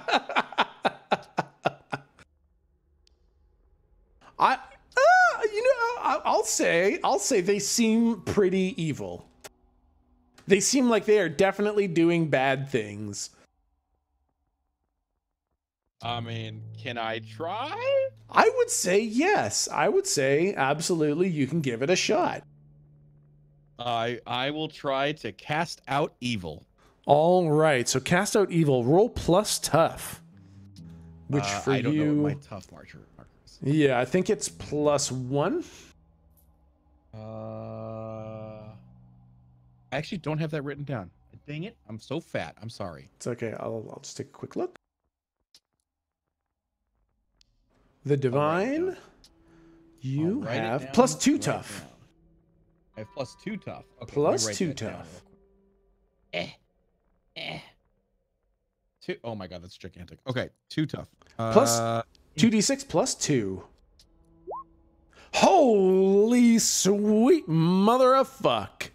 And just like that, you kind of extend your hand. Or which one were you using it on? I kind of want to be holding the trident in my left hand, and I kind of want to do a Thanos snap and just go. Yeah. On which guy? You know what? I'll do it on little guy. Shit. I'll do it on little guy because I'm feeling big guy is the guy with the balls. Yeah. Only when his buddy's around. Yeah. All right. Chihuahua. That's what I think. You snap your fingers, and Tony fucking looks over, and he says, "Hey, what's the big eye?" And then he just kind of fucking evaporates, and his pistol falls with a clang to the table, and I guess it fires off a round into the ceiling or something like that. And Jerry, the big guy, kind of like he's a little bit startled by the gunshot, and he says, "Tony, where'd you go, Tony?" I wouldn't worry about him right now. Slump's eyes are so wide, they're the size of fucking dinner plates. And he holds one of his fucking cucumber fingers up at where the little guy used to be. And then he looks up at Galdrick. And, That man's so good at the peekaboo game. Yeah, he is. I wonder if Will, and I kind of like look back towards Big Boy and I go, ever see him again? And Jerry's eyes just start to go wider and wider as he looks back where his buddy used to be, looks up at you. and he's got like this big bag of rings and coins and necklaces and shit like that. And he just kind of like very slowly, meekly starts offering the bag to you guys. Says, maybe you guys take this and Tony, Jerry can just leave. All right. I kind of like hop down off of Slump's shoulder like a gnome off of a giant. Just, all right, I'll come over here and I'll get this. Oh, thank you very much. I'll take the thing. That's so nice of you. I'm gonna give this to the poor. They have it hard enough. You know what? Here. And I reach and I pick out like a random trinket and I give it to him for your trouble. Okay, then let's get out of here. Okay, Mr. Teeny Tot. Bye, Mr. Man. Thank you guys. See you later. And he just kind of like stands there dumbfounded. All right. Well, that was handled a little bit different than how I was expecting. I'm sorry about that. So I guess Lou and Jake, just as you arrive, basically in the time it took you to arrive there, they're just kind of walking out of the bar, and there's a big Brock Lesnar guy kind of standing there dumbfounded behind them. Yeah, the bike will slow down and sort of my shoes hit the dirt and like, did y'all just shoot a guy? No, that was his gun going off after I made him go bye-bye. Okay, do you want any jewelry?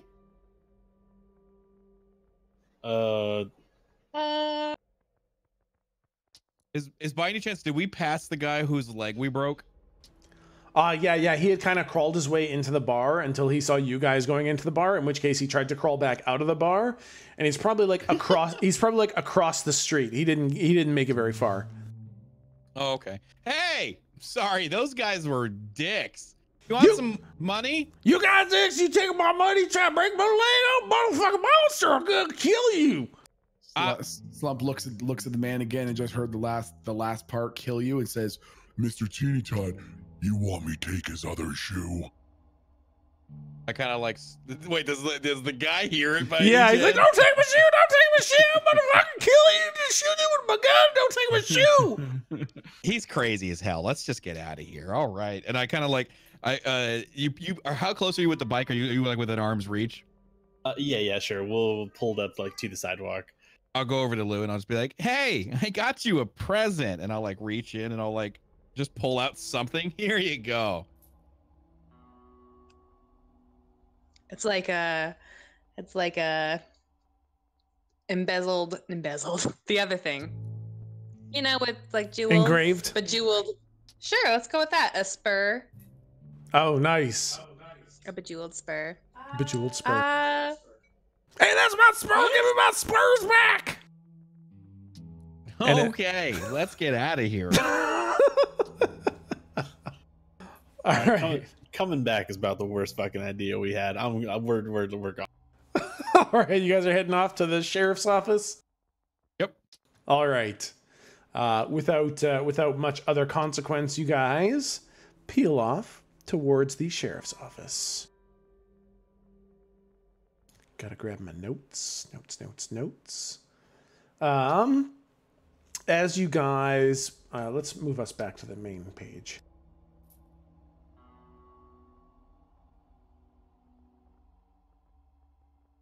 We drove like 2 blocks, turned around, came back 2 blocks. You ripped a dude's foot off and killed a man. Just for perspective. Well, oh my God. I didn't kill him. I just made him disappear. Made him go away. Says, You unexisted him. Shoe. So to clarify the spell, because I had to look this up because it seemed game breaking at the time. It puts them somewhere else, is what the spell does. And it's up to me to decide where that somewhere else is. So, probably not dead unless somewhere else was at the bottom of the lake. Now, you guys...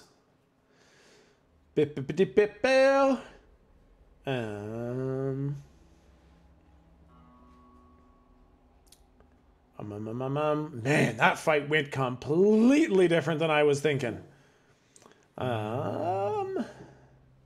There we go. So, as you head to the sheriff's building, which is the only building without any graffiti on it, it's that nice, fine woodwork with the giant riveted steel plates that just spell out the word law. You see one of the troopers, not Kirby, just another one of the troopers, actively scrubbing some graffiti off one of the corners of the back wall with some kind of chemical spray and a big brush. And you see some kind of a punk kid with a bandana that's hiding the lower half of his face, clad in rough leather chaps and a torn shirt, being literally dragged into the sheriff's office with his hands and feet bound. You can go ahead and enter if you'd like. Absolutely. Go ahead, Slump. That way. Okay. Slump forgets to duck as they're going in the front door and just bangs Galdra's face into the fucking threshold. Sorry, Mr. Teeny Tot. That's okay. It's not my real face. That's a fucked up thing. You can see Slump's eyes cross as he's trying to figure out what the fuck that means. Okay. I'm jotting that one down on the phone.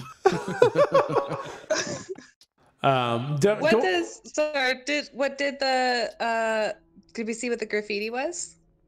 No, it was mostly gone. It was just like a long line at the end of a letter that was left, kind of thing. Okay. Galdrick, I am gonna make you take 1 harm for the face full of upper doorway. I was gonna let you. Damn it! Was gonna let you roll for it, but you RP'd getting hit, so now you just get to take the damage. Fucking RP. So I just tick 1 box that's on the left hand side. That exactly. Yep. Okay.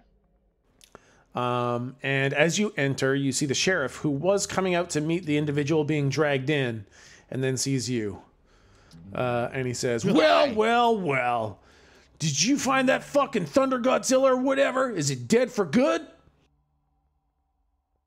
Slump looks at the man and I'll just go ahead and forewarn Galdrick that he sees sort of a dangerous, or not dangerous, but concerning glint in Slump's eyes.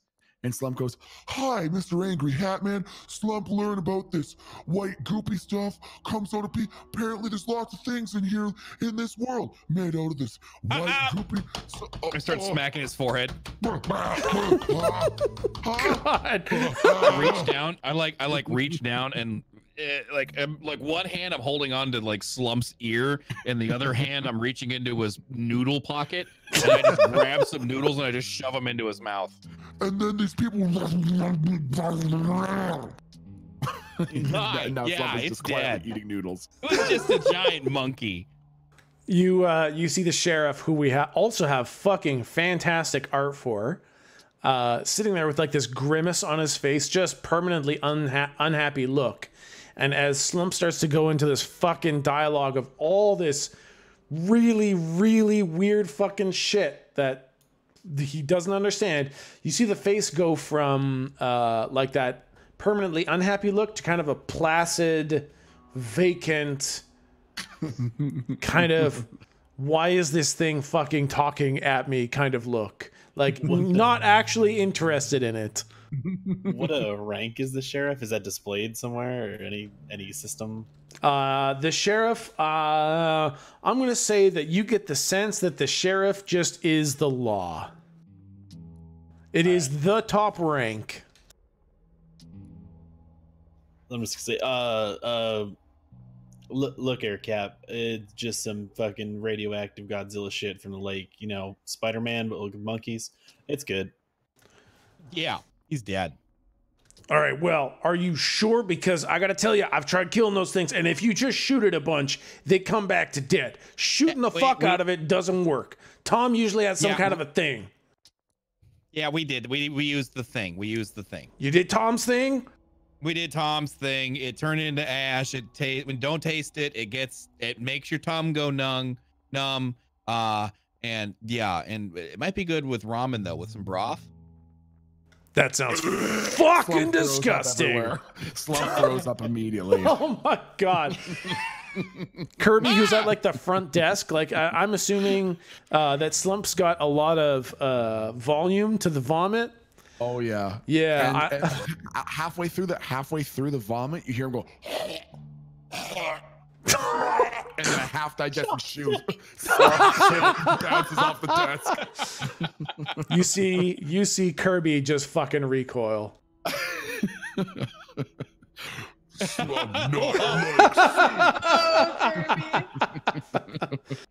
You see poor little Kirby sitting behind his desk, just fucking kind of recoil a little bit. Oh my god, look at Kirby. That's really good.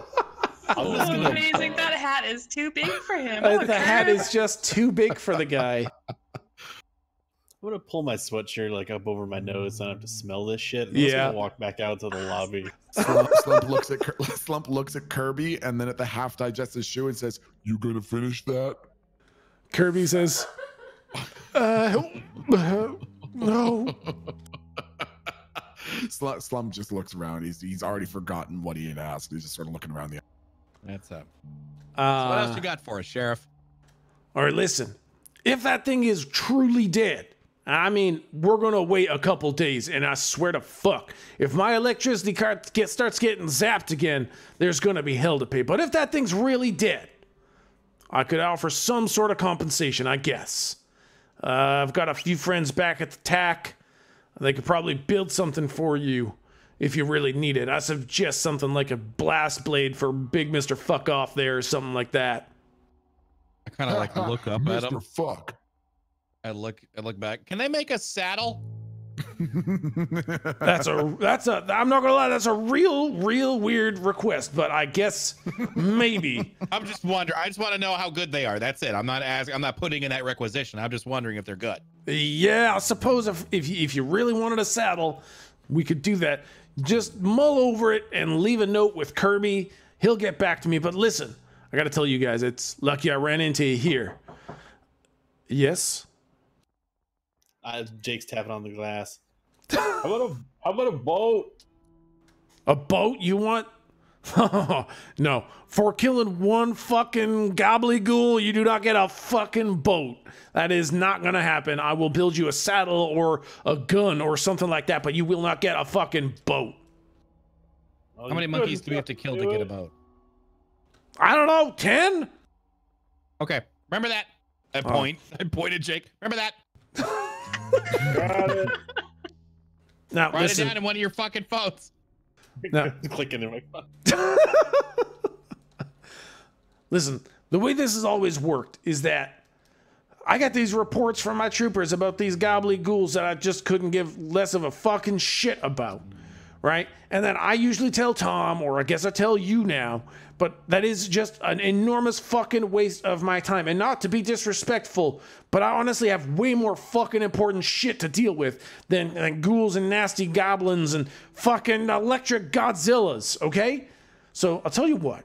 If you really need me, and I mean you had better be actively getting fucked by a Frankenstein, you can contact me. Otherwise, deal with fucking Kirby. I just do not have the time for this shit. There's so much other stuff going on. I will put my attention to that. And if you really need me, contact me. But like I say, fucked by Frankenstein or do not bother. So we get contact with Mr. Man on a phone? I don't give a shit how the fuck you do it. You can call him, you can talk to him, you can fucking throw a rock at his face, whatever you need to do, but just do not bother put my me. hand up and I like stop Slump. I'm like, no. I have got more important things to do, so please just deal with fucking Kirby from now on. And he grabs that punk kid that was being dragged in, just grabs him by like his shitty little goatee beard and drags him off into one of the back rooms. I kind of want to like know walk that over. that place seems legit. Yeah. Good. I want to walk up to Kirby and be like, so Kirby, what else you got for us? Yeah, just a sec. So I've got a couple notes here. Did you find out why that thing was here? Yeah, it was really thirsty. It was it actually eating the electricity? It was drinking it, yeah. Drinking the every night? Yeah. It My liked the God. electrolytes. Okay. Slump, get it? Funny joke. I look back at Slump, I'm like, man, you must have been a rave at parties. Slump is now like full belly laughing, and then all you hear is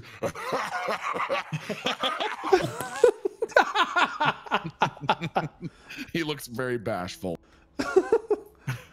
All right. Yeah, that's what do you got for us?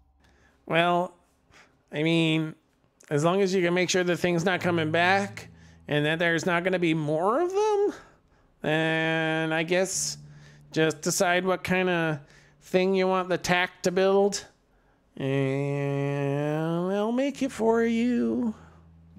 And you see his eyes kind of dart to his new stapler, very nervously.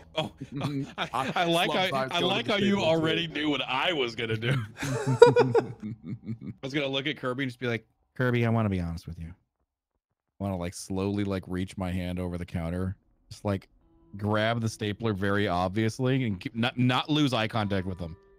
We're here to save you. I just want to grab the stapler and like never break eye contact. Yeah. Just keep walking away. His big fucking doughy eyes and awful scraggly face hair just never breaks gaze with you. You're here to save me? Yeah. Here. And I put the stapler like in my jacket pocket, my very nice suit pocket, and I want to grab one of the trinkets out of this thing, the thing that we took. I just want to place one of the like obviously stolen items in front of this police officer. It's like, for your trouble. Okay, let's get out of here. I don't know what to do about this. Thank you. As I start walking out, I just like double snap to Slump. I'm like, come on, let's go. Okay, Mr. Teeny Tot. And Slump just lumbers along. As we like start to exit, I like hold the stapler up towards his nose. Oh, num num for Slump. Yeah, you gotta eat your dinner first. This is for dessert. Oh, yuck. Slump hate dinner. What dessert now? Where's my stapler? Come on, let's go. And I like start to jog out. All right. So as you guys are coming out, I don't think we got a new thing. So Jake's just gonna be like, hey, what's up next then, boys? Well, they didn't really give us much in there, so I figure maybe we go to the lake and see where inspect that, see what we got there. What about Saddle? We'll get that in a minute. Don't worry. Okay. Unless anyone else here has another idea. You can go in there where the vomit is, but man, it stinks. Slump throw up a perfectly good shoe. Yeah, Jake will want to go to the door to talk to Kirby to actually like do the thing, and then see this inhuman volume of just vomit puddle and turn right the fuck around and just go with Goldrick. yeah, you see. Yeah, you see Kirby he's like gotten up from his chair, and he's got one of those giant slide brush kind of floor cleaner brooms, and he's like there's so much volume that he's just like pushing it like garbage. And he's got like a hand and he's got like an arm in front of his face to stop from breathing it in. And then every now and then you kind of see him kind of like his whole body kind of jolts. It's like, Nope. Not even gonna get to the door as soon as I see that. Just back around, flip my hat around, much gently or much softer this time. Throw the helmet to Lou because I got hit over the last time. Right, yeah. Do you want to roll to act under pressure to catch it? Yes. All right, that's I mean, plus cool. I No, really we're rolling softballed for to it. you. Let's see. Yeah, no, I'm -1 cool, so that, Oh that boy, adds up. that's That just adds it. up. Exactly. You should have to roll for this with a -1. Oh no. Yeah, that tracks. That's Lou, man. That's Lou. Yay, experience. That's right. You get to mark experience for the failed roll.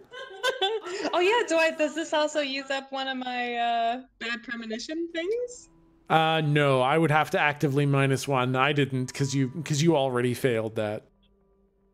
That's legit. That's fair. So okay. even if you passed, you could have made. Yep. So you kind of lob a real softball helmet, and just the timing is completely off. The helmet goes very gently in a nice soft arc.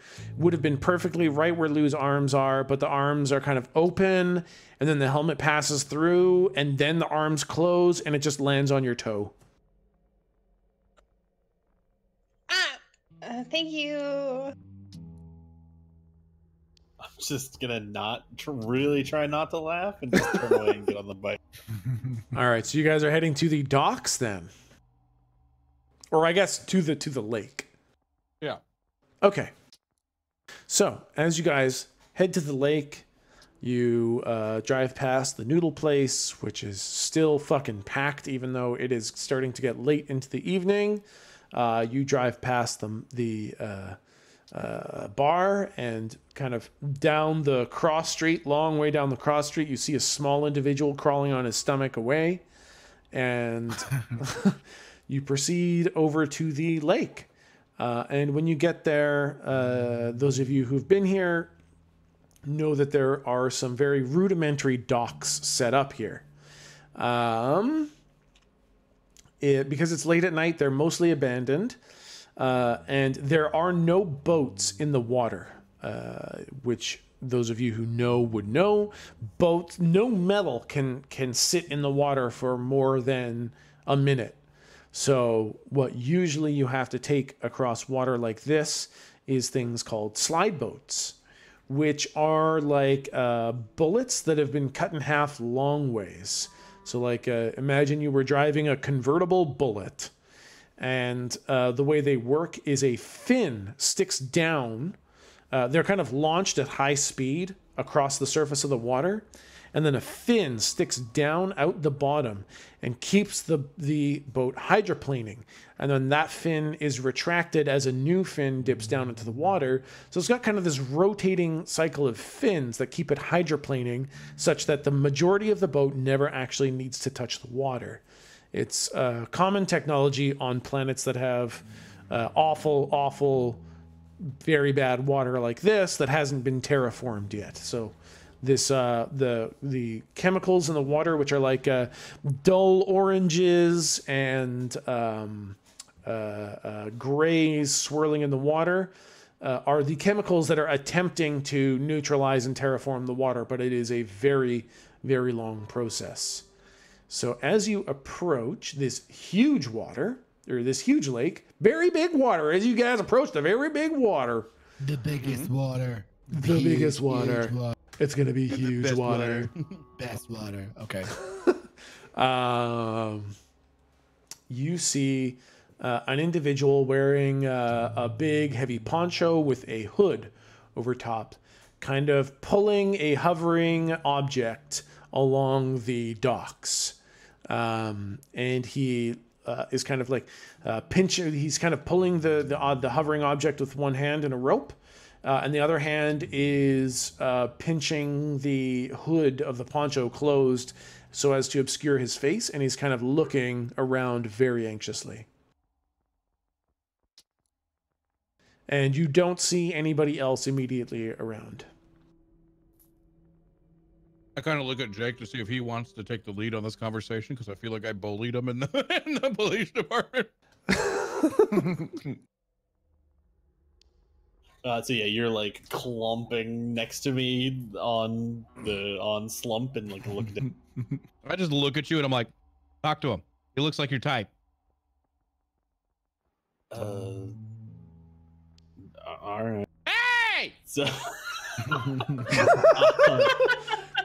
Wingman Galdrick. He literally jumps and then starts shuffling away from you guys, like kind of walking a little bit faster, pulling on the large floating object. Stop that. All right. Sheriff's office. No. What? I'll look back over like, what happened to lead? You know what the fuck that means? My friend here wants to ask you some questions. I look down and I give like a thumbs up. Ace, tops, you got it. Yep. No passengers. No passengers. So is it like drivable terrain, like parallel to him? Like, can I sort of roll it next? Yeah, he's kind of like walking along a wooden boardwalk, and there's a bunch of dirt next to him. All right, yeah. So we'll just bring the bike up sort of parallel to him and just bring it real low, like impulse, and just chill. And I want to see what is on his fucking little hover cart thing. I would say there's no such thing as a perception roll, man. Roll to read a bad situation, because that's the most accurate roll. All right, cool. That's sharp. That is sharp. Damn. All right, so you mark experience, and you feel like you know what it is, but you're just having a hard time. You can't. The dimensions are a little bit weird. And he's really trying to hurry, and he's kind of like he's doing a little bit of serpentine pattern to try to, I don't know, fucking make it harder. Gotcha. But hey, you're a real tugging on that, man. I can probably fix no passengers. All right, no passengers. No passengers. All right, no passengers. Sorry, no passengers. Do you want me to fix up your little tug? No passengers. Thank you. No passengers. Thank you. Bye. No passengers. Thank you. I hold up the bag that we got, the rest of it, and I jingle it. No, Sure? No money, please. No, it's okay. I don't want to get involved. No passengers, please. Thank you. Bye. Thank you. No passengers. Bye. Do I see anything inky? Sorry, Slub. Do I see anything inky in the area? Oh, good question. No ink, no inky, anything in the area. Like no ink exceptional inkiness, or no ink like Slump has no ink? No exceptional ink. Just average normal person ink. That you've kind of, whenever you open your third eye, you see everybody a little bit leaky, but nothing exceptional, nothing looking like it's containing a giant amount of ink or anything. Okay. Yeah. So I think that is Jake's take on taking the lead. He's just a weird dude. You know, I'm not that. I'm just gonna loop the bike around and go back towards Galdrick and just be like, no passengers, I guess. This is why we don't give you leads. Slump, catch up to him. You got it, Teeny Tot. Slump just starts these huge ground-eating strides, running after the guy. He kind of looks back as he hears this fucking thunderous cacophony coming back from him, and he tries to hurry a little bit harder. Like he kind of slings the rope over his shoulder, and he starts really pulling on this thing that's hovering. And he's yelling, "No passengers! No passengers! Thank you! No passengers! Thank you! Thank you! No passengers! Thank you! No money! Thank you! Don't want to get involved. I'm okay. Thank you. No passengers."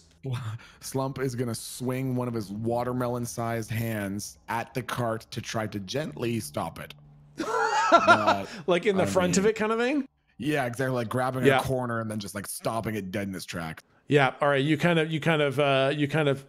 grab it, and it's got like a tarp over the top of it, and you yank the tarp off the whole thing and expose a slide boat. And the fucking force of the tarp being ripped off it kind of causes him to stumble a little bit and pull him backwards. And then he looks back and he starts going, "No passengers, thank you. No passengers, thank you. Sorry." Slump looks up at Galdrick and back at Jake and then points at the boat and goes, "Ha ha, boat." That's right. I pat him on the head. Here, you can and I kind of like I look at the guy and I look at Slump. I'm like, you know what? You can have your dessert early today. And I hand him the stapler. Slump with staring huge Galdric eyes, just because he's so high energy right now, stares at the merchant guy and just bites the stapler in half. He is now like trying to run. He's going backwards and just pulling on the boat as hard as he can. He's like, talk to Sam, no passengers, thank you, no talk to Sam, no passengers, Sam. Where is Sam? Sam, he kind of points up ahead to where he's going. It's like a big garage building where just a big garage with giant big sliding doors in front, kind of thing, where he is headed. Sam's there, talk to him, don't talk to me. Okay, that was much easier, wasn't it? Okay, you have a good day. Do you want to stop you and carry that over there? Is that where you're going? No passengers, thank you. We're not gonna go to any fucking passengers. We're just gonna go there. Do you want help or not?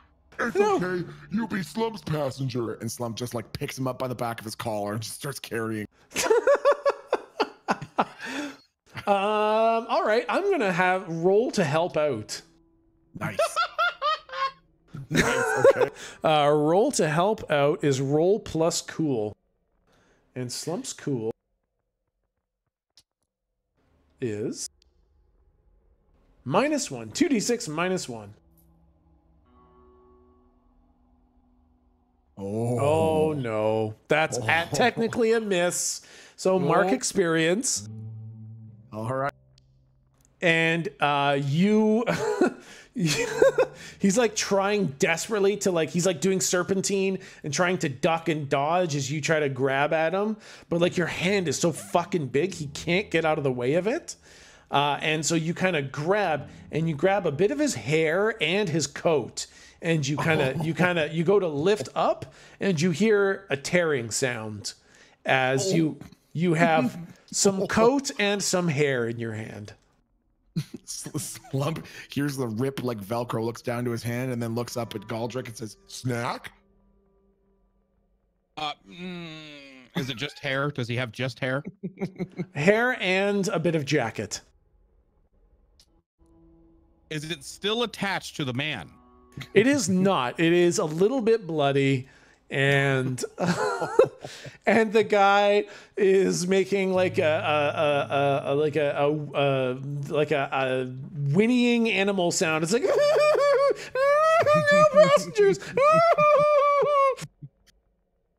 Okay, yeah, that's a snack. Come on, let's go. I kind of like look back to Lou and Jack, and we're like, hey, we're gonna go talk to Sam. Slump shoves the fucking hair and coat in his mouth and just starts walking towards the office for a second. I mean, I don't know if maybe Slump likes that taste, but it would not taste good to a normal human being.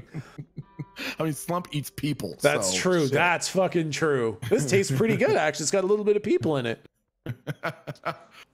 Yeah, I'll just look for a parking spot near the garages. Go up to a door, wait for the other two monsters to get there. All right, yeah, no, you can park, no problem. This is a very common area for people who operate slide boats, so it's a general high traffic area. There's places for hover cycles, there's places for hover trucks, there's all sorts of amenities, and there is a small door into an office space, and then there are a couple giant sliding doors into more garage style areas. Okay, so when Galdric gets within earshot, I'll say, so what are you looking? What are you doing? He said, I don't know, the crazy. I kind of like look back and assume the guy who's crawling and still crying. Be like, well, we're looking for somebody named Sam. He kept mumbling his own way that doesn't want to get involved. So I think there's something a little suspect going on. Let's do some digging. We need to find Sam. All right. I mean, we're trying to find. Are we trying to tie this into the whole battery monkey situation? Not sure. Just as they're connected. just as you think that, just as you say that, almost as if to signify or remind you, there is a bright flash of lightning-like energy out on the lake and no thunder. Turn around. Let's see if Sam can give us a boat. Sam! Sam! What? Hi. He's very, very far away. You hear him like maybe 4 garage doors down. You see one of the garage doors open with a light out. Like a light pouring out of the open garage door.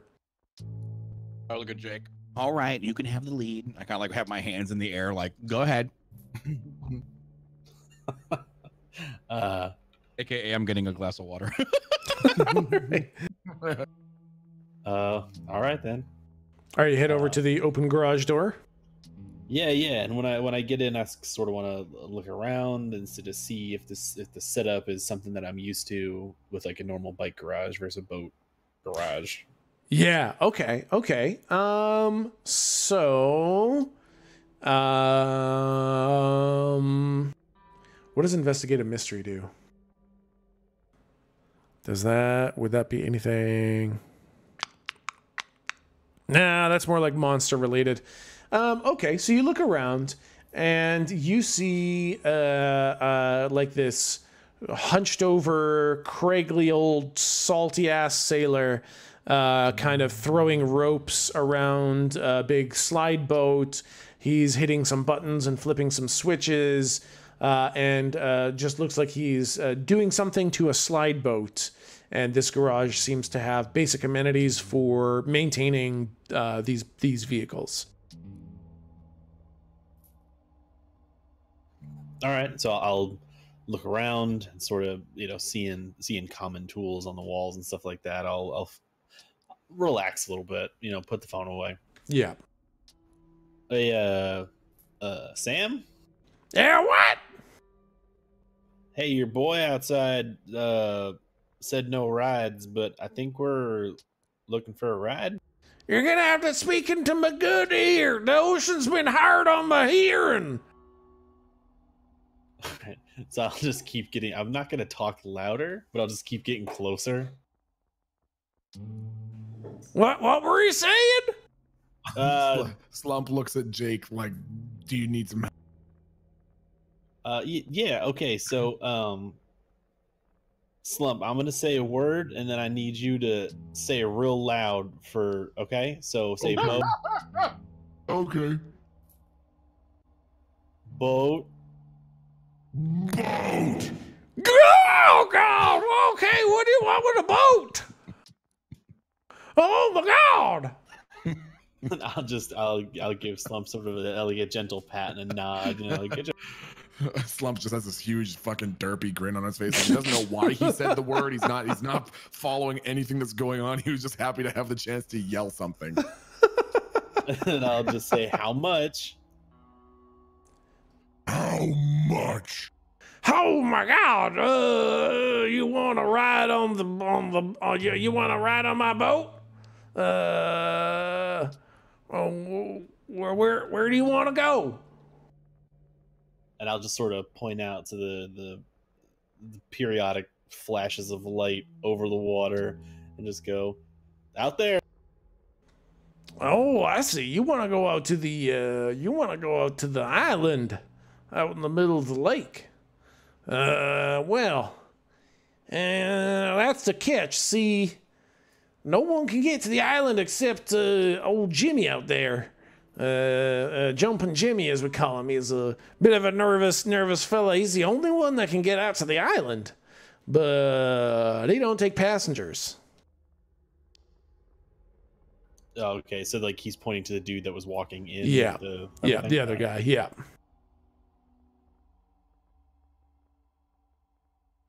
I could sure as shit try if you want. I'm up for anything once. I'll turn around and look at Lou and just sort of like with my thumb point to Sam and then sort of like point over to the other dude, jumping Jiminy or whatever, and be like, what do you think? Let me go talk to Jimmy here. Has he left yet? Is he still? Jimmy, he's like slowly dragging the boat towards the garage, with half a coat and a big bleeding bald spot on his head. So not a receptive audience, is what you're saying. Very, very much not a receptive audience. I'm gonna walk towards him and kind of announce my presence a ways away so as not to frighten him. Hello, Jimmy. No passengers. Mr. Jim? No passengers. No, I understand. I would say the same. I would say the same. Anyway, I'm Lou. I understand your name is Jim, so we're introduced. Jimmy. Jimmy, I'm sorry. I'm so sorry. I didn't want to get too familiar, you'd see. Anyways, I understand that you're quite the talented boatsman. Yeah, no passengers. Oh no, I'm sure safety is a priority. Listen, what do you think that? What do you tell me about this island that you visit? Yeah, no passengers to the island. You can see now even Slump, who has the fucking situational awareness of a peach pit. He started to hear no passengers so many times that you can see he's starting to furl his brow a bit. Oh, no. Through his unbelievable density, he's starting to get a little bit irritated. Yeah. No passengers on the island. No. Do my perceptive eyes notice this? I would say yes. I'm kind of like, is he in the room with us now, or did she go out of the room to go talk to him? She went out of the room. He's kind of he's getting closer. Once he gets like close enough, like within mouth shot, I'll be like, you might want to look at Slump. You might want to stop saying that phrase. Slump's eyes are just sort of crossed, and he's just sort of huffing and puffing in place, just like. No people on the boat. Nope. Slump like shrugs his shoulders. Like that is perfectly acceptable. So how big is this boat skiff thing he's got? Like, would 4 people and a Slump even fucking fit on them? The Slump would be a bit of a stretch. But yeah, technically it's got like one seat up at the front at the kind of tip of the bullet, the narrow part of the bullet, and then it's got 4 seats behind it. Okay. So I'm just sort of like passively chatting up Sam. You guys do your thing. Are the other boats in the shop similarly sized and shaped? Yeah, this seems like it's like all slide boats are basically the exact same. And so the one that Jimmy was carrying, is it like how far away are we from the water? So he was really close to the water. He was like on one of the docks that stretched out to the water. When you first saw him, he was just turning from that pier onto the main dock on close to land, and he's been kind of walking parallel to the shoreline ever since then, until he's kind of getting close to the garage where you guys are. Okay. Slump like looks up at Galdrick, and then looks back at Jimmy, and then looks up at Galdrick, and then looks back at Jimmy, and looks at the boat, and looks back at Galdrick, and says, Mr. Teeny Tot want boat?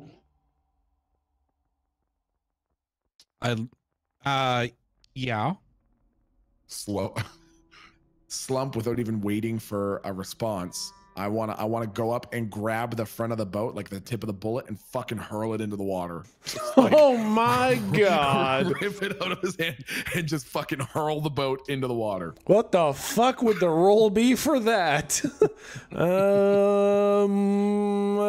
Let's see. I think that totally a help out situation. Yeah, sure. Let's do that. Let's do help out. I like that. I was gonna do kick some ass, but he's trying to help. All right, 2d6 minus 1. That is, yep, 2d6 minus 1. Oh my god. Oh god. Holy fuck. So mark My experience. God. I think that's 5 experience for That you is- too. It is. Yeah. So we'll deal with the level up later. Oh my god. Poor Jimmy. My smile never fades.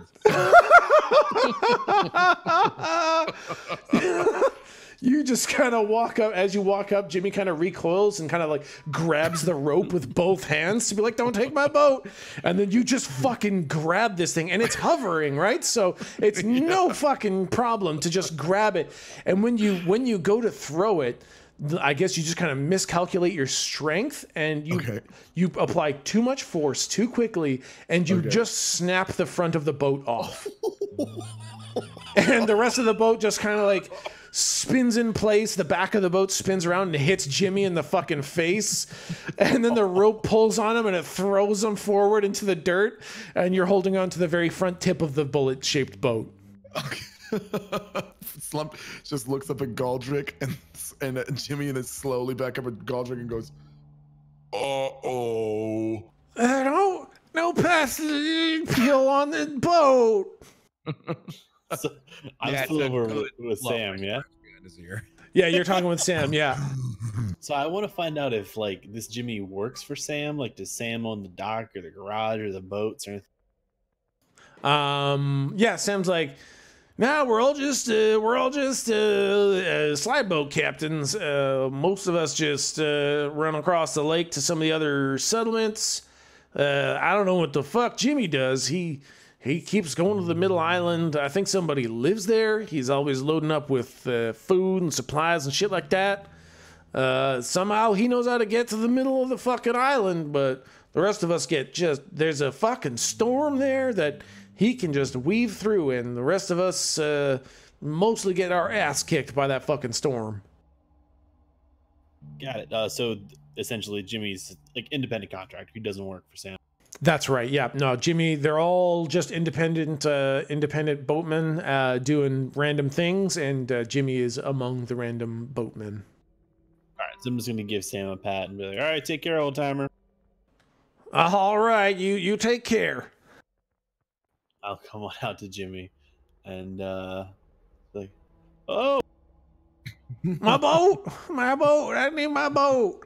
My boat's all broke. They broke my boat. No passengers. Take a second to process. Look at Goldrick. You can see Slump now still holding the front of the boat, which is a big enough piece, but he's staring at it. You can see him start like raising it up towards his mouth, opening his mouth as wide as it can go. Clearly not big enough to fit this fucking piece of boat in, but he's just trying to figure out how to put it in his mouth. I'm like mime putting my hand behind my back and like looking at Slump like, Slump like looks at him and looks back at the piece of boat and then goes, oh, and nods and puts the piece of boat behind him. So, Jimmy, I can fix up your boat if you need. I would like to try manipulate someone. Oh shit! All right, yeah, do Because it. it's a mechanic. I'll try. Essentially, what I'm gonna say is, I've got the materials, I got the tools, and I got my good buddy Sammy to help me out. I'll fix your boat free of charge. But you say no more passengers one more time, my big friend's gonna eat your fucking face. All right. Slump is just smiling really creepily at him. So All I think yes, passengers, yeah. All right, let's roll plus charm and see how this goes.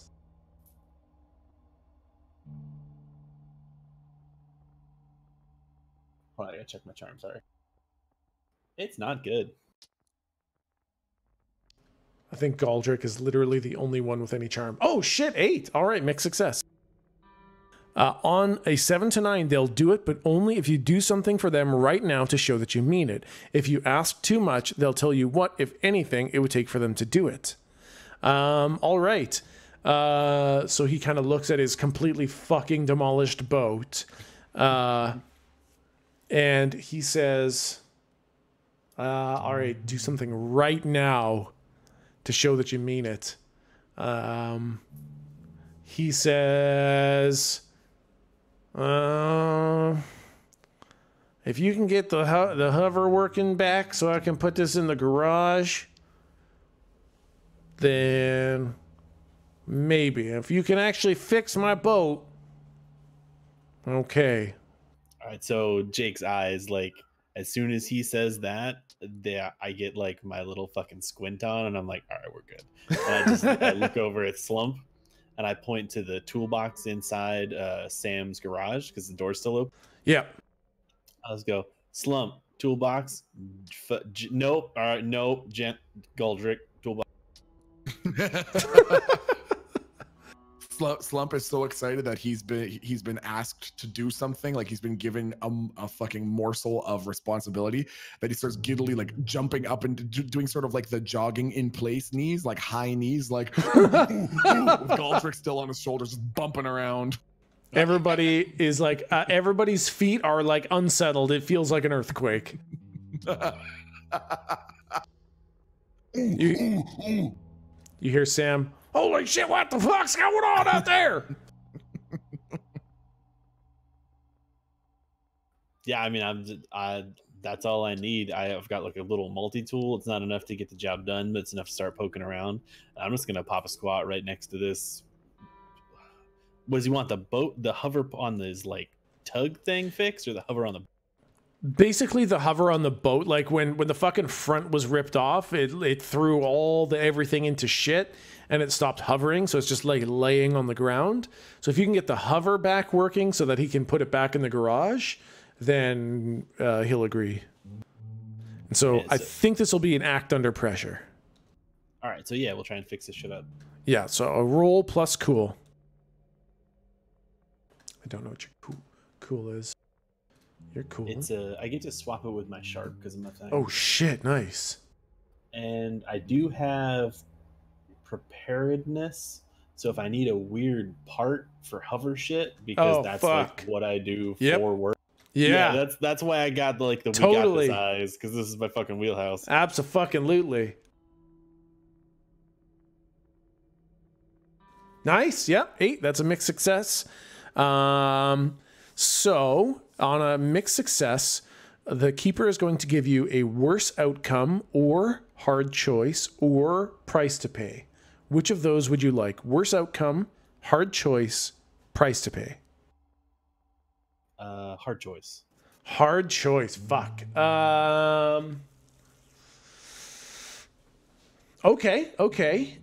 You can fix it, but if you do, it will require kind of destroying this tool, like a part off my bike. Oh, the tool. Okay. Yeah, the tool. Yeah, no, it'll like you'll have to like overheat, supercharge the tool, and it will fuse itself and become unusable after this. I mean, is this Sam's tool or like my little multi-tool? This is your multi-tool. All right, yeah, fuck it. I mean, I imagine in this universe, like a multi-tool is just like a fucking Leatherman, right? It's not like a super expensive thing. Yeah, exactly, yeah. All right, it's not a huge deal, but you will have to get another one. Yep, it's toast. It's sort of just fucking half melted, jammed in there. I'll sort of like hammer it in, maybe get Slump to give it an extra hammer so it kind of lays smooth so the guy doesn't know. Yeah. It's like you had to overheat it. And required a little bit more metal than you had. So basically the tool is the solder. And then to set it into place, you give it a couple taps, but it's not quite setting. So you need Slump to give it an extra little love tap. Slump, why don't we do roll to help out again? Because you've been so good at helping out. Send it. 2d6 minus 1. Hey, it's a success. All right, let's read what that is. Because mixed success on help out is actually a thing. All right. You grant help, but you also expose yourself to danger. So you kind of bang it, and you put yourself in a position where if it hadn't worked, the boat would have fallen on your head. But because it did work, nothing happens. So you were exposed to danger, but everything is okay, and it's set perfectly.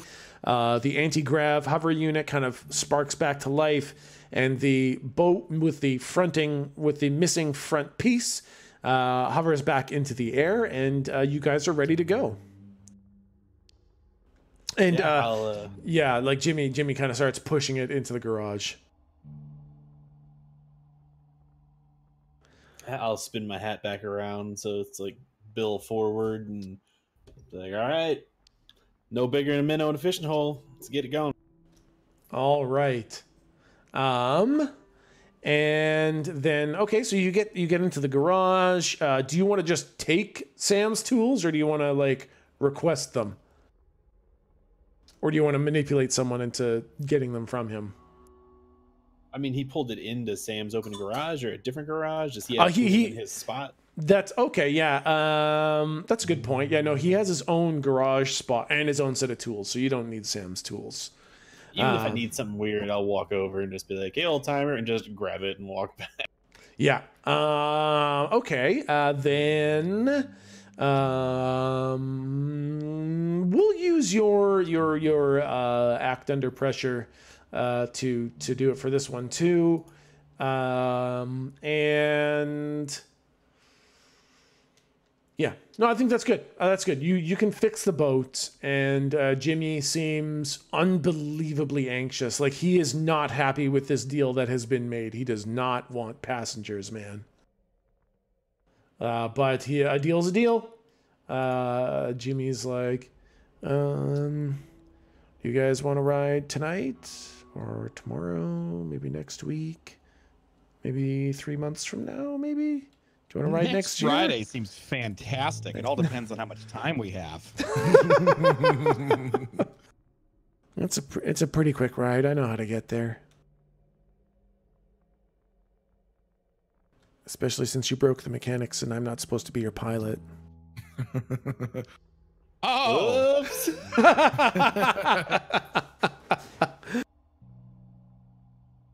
you guys want to go now? Slump leans in and says, "No." Okay. Then you guys fix the boat, and until they realize that they're missing a piece. It's like there's a whole front of the boat that they need to put it back on. And he's kind of like looking outside to see if he can see where the front of the boat fell. Where's the? I need the front of my boat. On your back the whole time. Yeah, Slump is still holding it behind his back. I need the front of my boat. I can't even get into the water without my boat. Do you really need to? Okay, Slump, give it. Huh? What? Give him the boat. Snack. Give him the boat. Slump snack. Give him the boat. Fine. Slump holds out the piece of boat for Galdrick. Not for me. Give it to him. Who? Jimmy. Slump not know him. I'll get you another stapler if you give that to him. Ah, yay, okay. Slump holds out the piece of boat. Jimmy like very nervously comes up and very gingerly takes it from you, and then heads back over to the boat where you guys assemble it, and it is now seaworthy. Holy sweet mother of fuck. I did plan for this on the I left no mechanic in on how you could actually have this guy as your pilot. Holy fucking shit. But you did it. What do you want from me? No. He's the only one that can navigate this shit. Well, fuck, I guess he's our guy. No, that's good. That's good. You guys are going to bypass a massive fucking mechanic. So then I guess you guys hop into the boat, and it is now very late at night. It is like 11 p.m., maybe midnight-ish. So the water is basically black. Like almost umbral. Between the weird fucking chemicals in there and shit, it seems to absorb light. It doesn't even reflect light. And you guys climb into the slide boat, which I guess he gets back out and hauls it along the fucking dock all the way back out to the pier, and he positions it on the most landward side of the pier, such that there's a long pier ramp in front of you guys. You guys all climb in, and he cranks up the jets on the back of the slide boat, and then he presses a button, and a canvas, like a metal canvas, kind of comes and covers the top side. So now you guys are in a just completely enclosed bullet with a window up at the very front. And he cranks up the engines and he hits go, and you guys fire like the bullet out of a gun along the pier, hovering just above the surface. And you shoot out onto the water, and just before you touch the water, one of those fins extend down and hydroplane the bullet.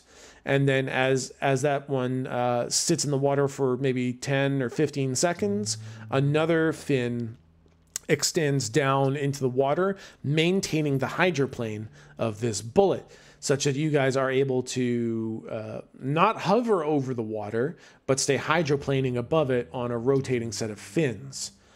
And then you see through the window up in front another big flash of lightning from the horizon, except now that you're out on the water and this thing is traveling at an incredible speed, you see a tower that is the source of these flashes. The tower is completely cylindrical. It doesn't taper. It's not like a typical lighthouse. It looks like a just perfect cylinder stuck in the middle of the lake because you can't see the land yet. And it's got a bunch of windows up at the top. And every now and then the windows will flash with a lightning-like, unstable electrical discharge, and there is no thunder afterwards. As you guys begin to approach the island, you see this storm front start to build. And it looks like a really, really vicious, gnarly storm front. The waves start to crash higher and higher. Wind starts blowing all over the place. And visibility goes down to 0 as rain just starts pounding on the slide boat. And he starts navigating in a way that, like, he drives into a giant wave and there is no impact. And then he turns hard against nothing. And banks hard again to the left and to the right. You guys are kind of thrown to the sides a bit. The ride isn't maybe as rough as you would think, given the violence of the turns. But they don't seem to make any sense. He's not navigating around anything you can see. And in fact, he's driving through some things you can see. And Lou, suddenly your third eye opens up and you see a completely calm lake.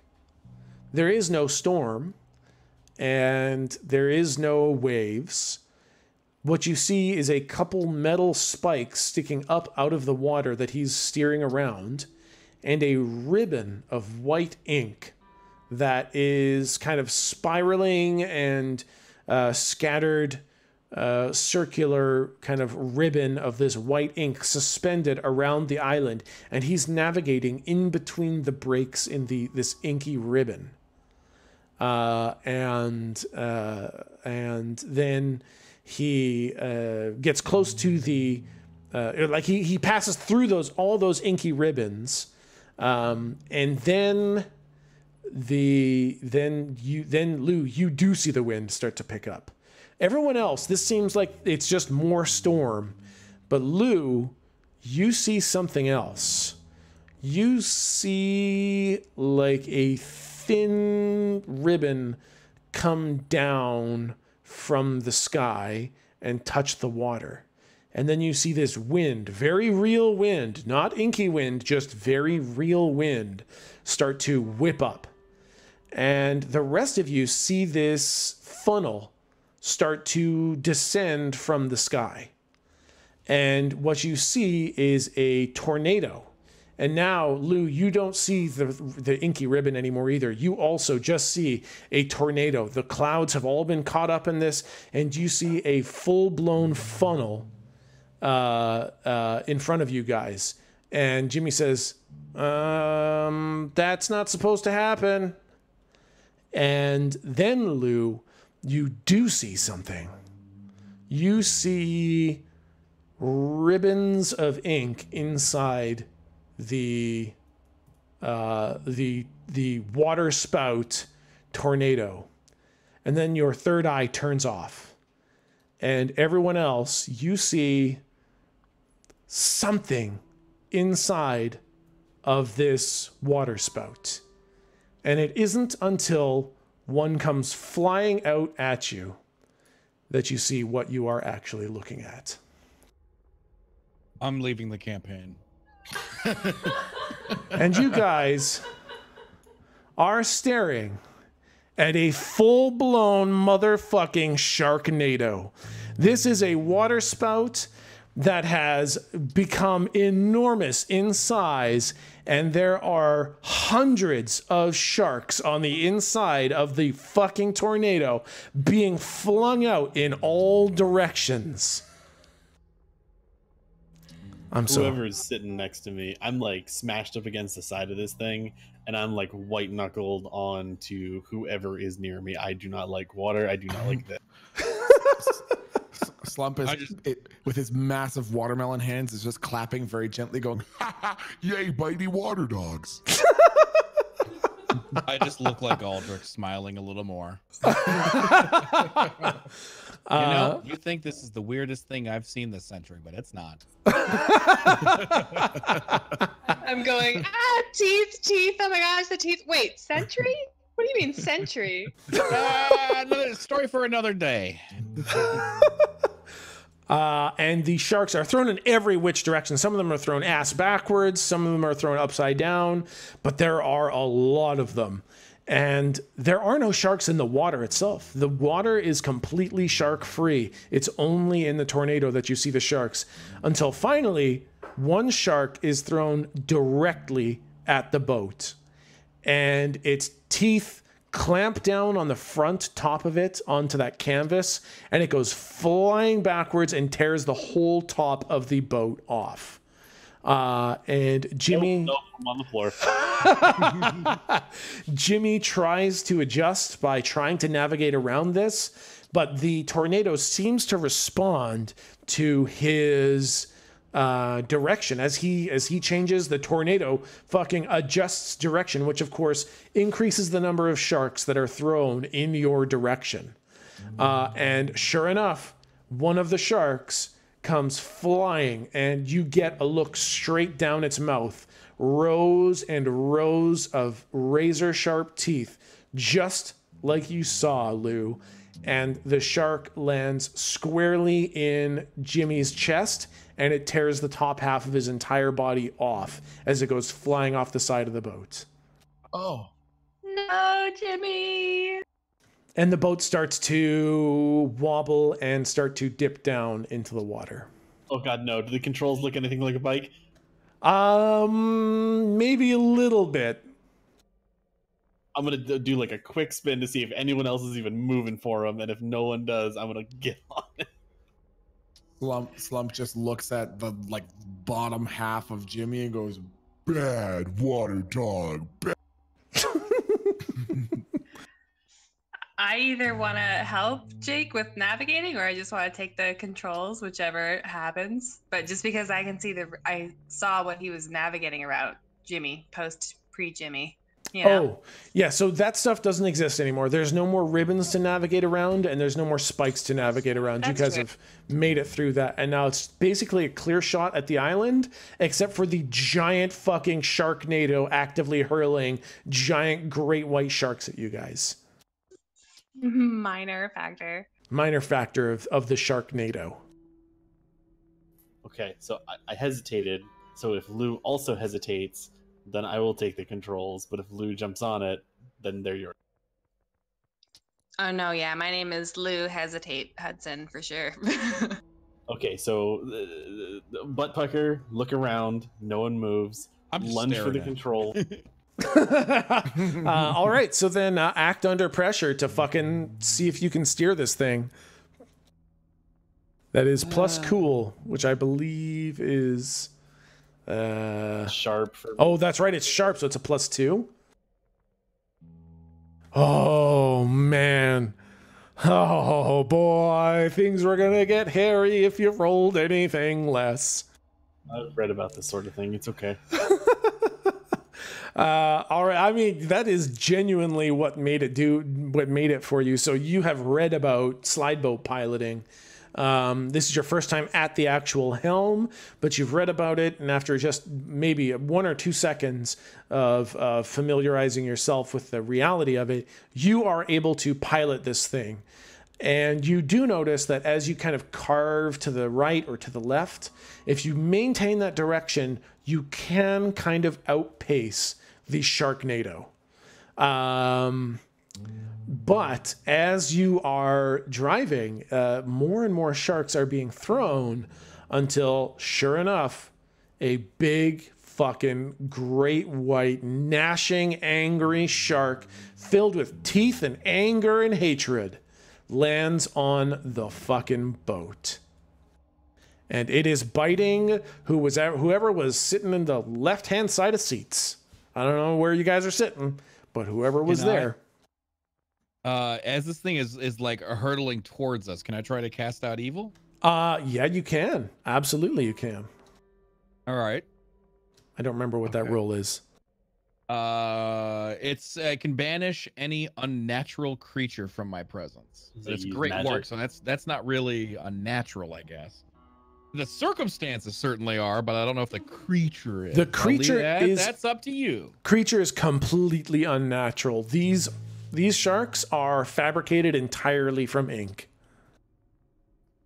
So you roll plus tough. Oh no. Let's see what happens on a fail. Either way, let's see. On a 7 to 9, it takes a little while for the banishing to take effect. The creature is either way. The creature is banished.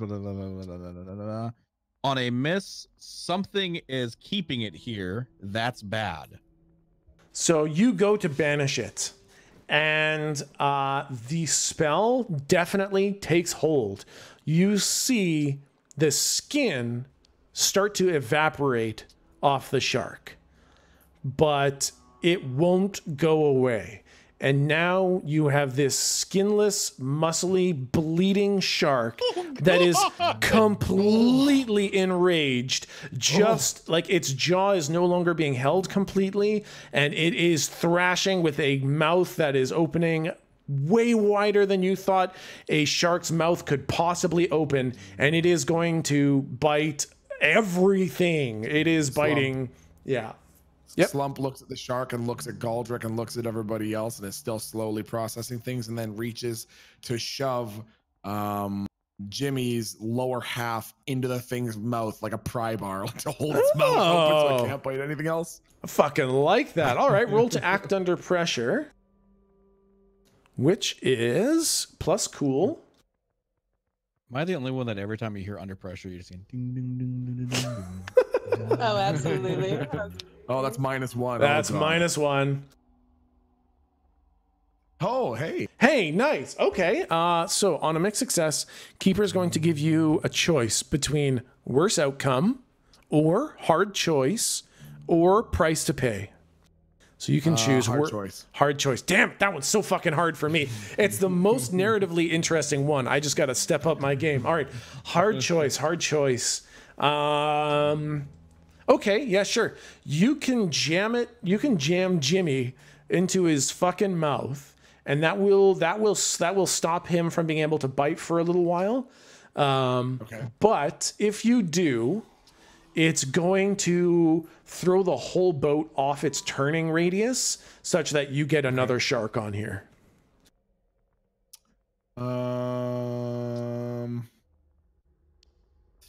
And are we allowed to have as many rolls per turn as we want? Yeah, basically, yep. Okay. Then no. Instead, Slump is gonna opt to like Brock Lesnar hammer fist the thing right in the fucking snout as hard as he can. All right, then that's definitely roll to kick some ass. All right. So that is, was that? Is that plus weird for me? That is kick some ass is plus tough, and I think you can. 2. I think you can roll plus weird instead of tough. Okay, yeah, I'll do that. Yeah. Plus 3. Yeah. Oh. Ah, diggity damn. Okay, so you when you kick some ass, you always deal harm to each other. So you are going to Okay. take harm, but on a 10 plus, you get to choose an extra effect. You can take +1 forward, which means giving yourself +1 to your next roll. Or you can inflict terrible harm, which is +1 harm. Or you can suffer less harm. So you suffer -1 harm. Or you force them where you want them. Okay. Well, have I recovered from? Yes. Yeah. Okay. Okay. I am going to force them where I want them, and that is off the fucking boat. Yep. 100%. Yep. That's the fucking right choice.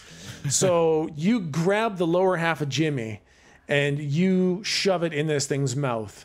But its mouth is so unhinged and it's so slippery and slimy from its blood just gushing out of its entire body as it no longer has skin. And its eyes are becoming bloodshot with its furious, fucking, maddening, biting rage that when you stick that bottom half of Jimmy in there, it just fucking shreds him like a paper shredder because it's biting so furiously. And realizing that you have no other option, like you no longer have the Jimmy thing, you pull your hands out and you hammer fist it right on the fucking nose. And it goes flying off the fucking boat. But as it does, it thrashes like you wouldn't believe, and it does definitely bite your fucking hands on its way down, just for 2 harm though, which I think you have 2 shields. So basically, because your monstrous are like unbelievably tough, so you're just kind of bound down to natural, normal harm left kind of thing. Okay, roger that. Yeah.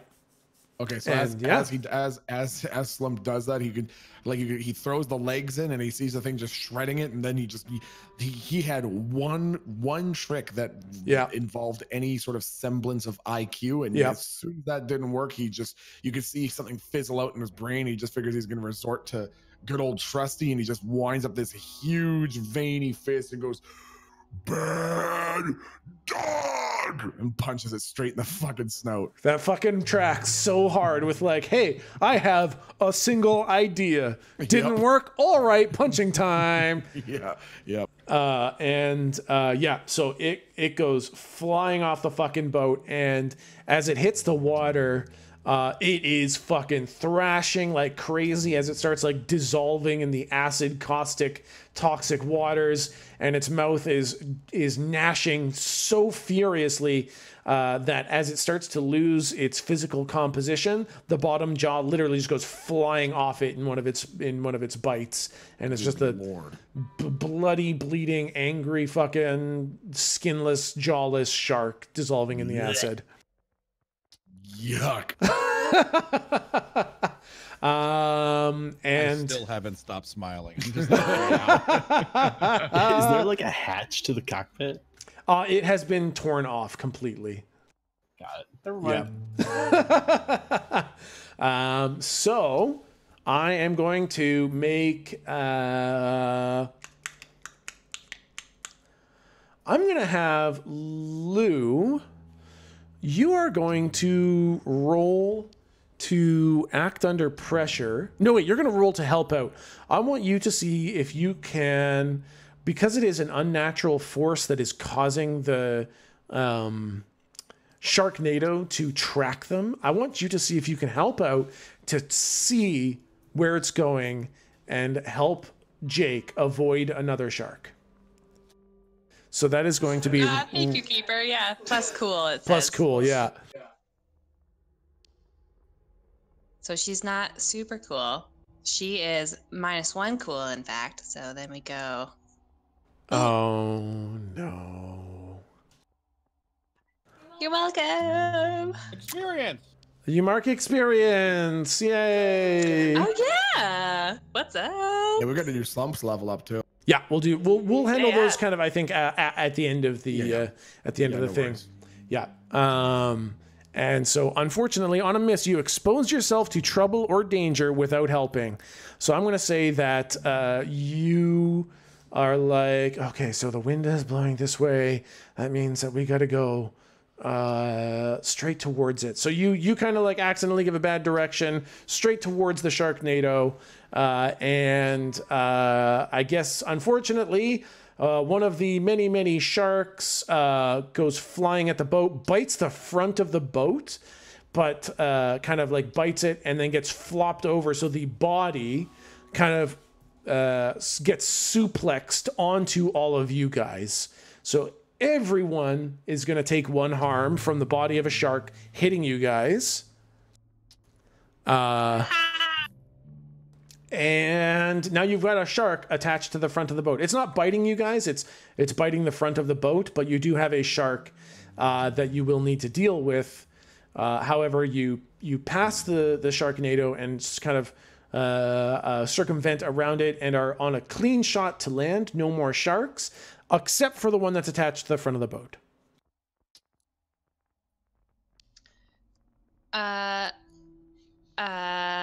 I would like, what if I also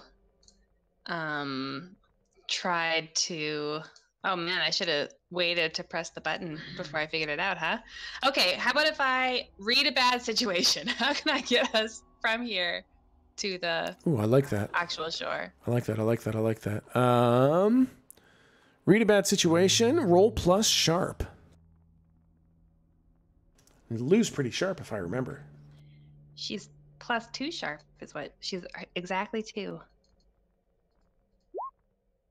Oh, boy, no, that's little another honey. experience. Oh boy. She's doing so good. What's the max level, by the way? Just asking for a friend. I think the max level's like 15 or something like that. We're gonna find it. Yeah, exactly. Oh my god.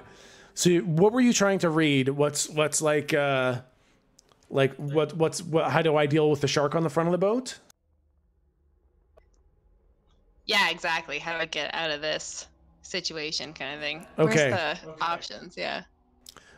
So you're like, okay, we have to pull on its tail to dislodge it from the front of the boat, is what is the idea that you came up with. I'm going to grab it. Luckily, you're not super strong, so you can't pull it off, but you are actively trying to pull it off the front of the boat by just grabbing onto its tail. Listen here, shark. Anybody else have an idea? Somebody want to help? Can I poke it with my trident to like just shove it off? Yes, you can. Oh god. Yeah, I'm driving the fucking boat, man. I can't do anything. I'm gonna point my very unknown trident at it. I'm just gonna be like, I command ye to go away. He's gonna like And Slump, while he's doing this, feels like he's gonna help by giving him a little push on the. Oh, you're gonna like push Galdrick. Yeah, like in the upper back, like to drive the trident in. Yeah, 'cause he yeah. thinks he's trying to like stab it all the way through, so he's just gonna give him a little whoop. I'm holding the trident and he's holding me. Yeah, exactly. Yes, exactly. It's become a Galdrick trident. Yes, exactly. Oh boy. So, I mean, I guess, fuck, is there going to be a roll for this? Is this going to be a kick some ass? Or is this going to be like a, I don't know how to resolve this. Is it a use magic? Because it's some sort of like weird. Wait, what are your stats, Galdrick? let me suggest a good thing. I'm a god. Don't worry about me. Okay. Well, then I'm gonna say, because you're getting pushed into it, that the trident, it's, what's a good analogy? What is really, really easy to cut through? Not a hot knife through butter. I'm talking way easier. Like a fucking razor blade through Sexual Jello. tension between me and Slump. Basically. A claymore through wet tissue paper. Yeah, exactly. Yeah. And so you literally just go fucking, like the trident just goes straight through it. And there is no pushing action. No directional force is applied. It just goes straight through the fucking shark. Okay. And now you have a shark kebab. Does it I kinda- weigh anything? The shark? The shark definitely weighs as much as a shark does. So, I pull the trident out and I poke it again. Like just to, like, because I'm a little amused, like, huh? Yeah, no, it just goes straight through the fucking shark. I'm gonna say the shark has taken like I don't know what, 5 harm at this point. The shark has been unbelievably horribly mutilated by this fucking trident. Is it still thrashing or is it just fucking super dead? Okay, here I will say when you poke the trident through it a second time, it thrashed so hard, but because your trident has 0 resistance, like imagine a blender where the blades are stationary and the thing thrashes itself on the blender blades. It just fucking chunks itself on your trident, and now it's just the front half of a shark gripped onto the front of the boat, which slowly just kind of slumps off. Sloughs off. Doesn't slump. does not slump off. I kind of like pull back, and I'm just like, I helped. All right, and then you guys are able to land at the island, and I think that is a good place to call it right there.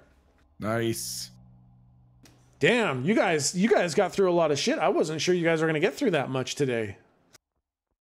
We fucking did. The power of teamwork and believing in yourself. Here's a stapler.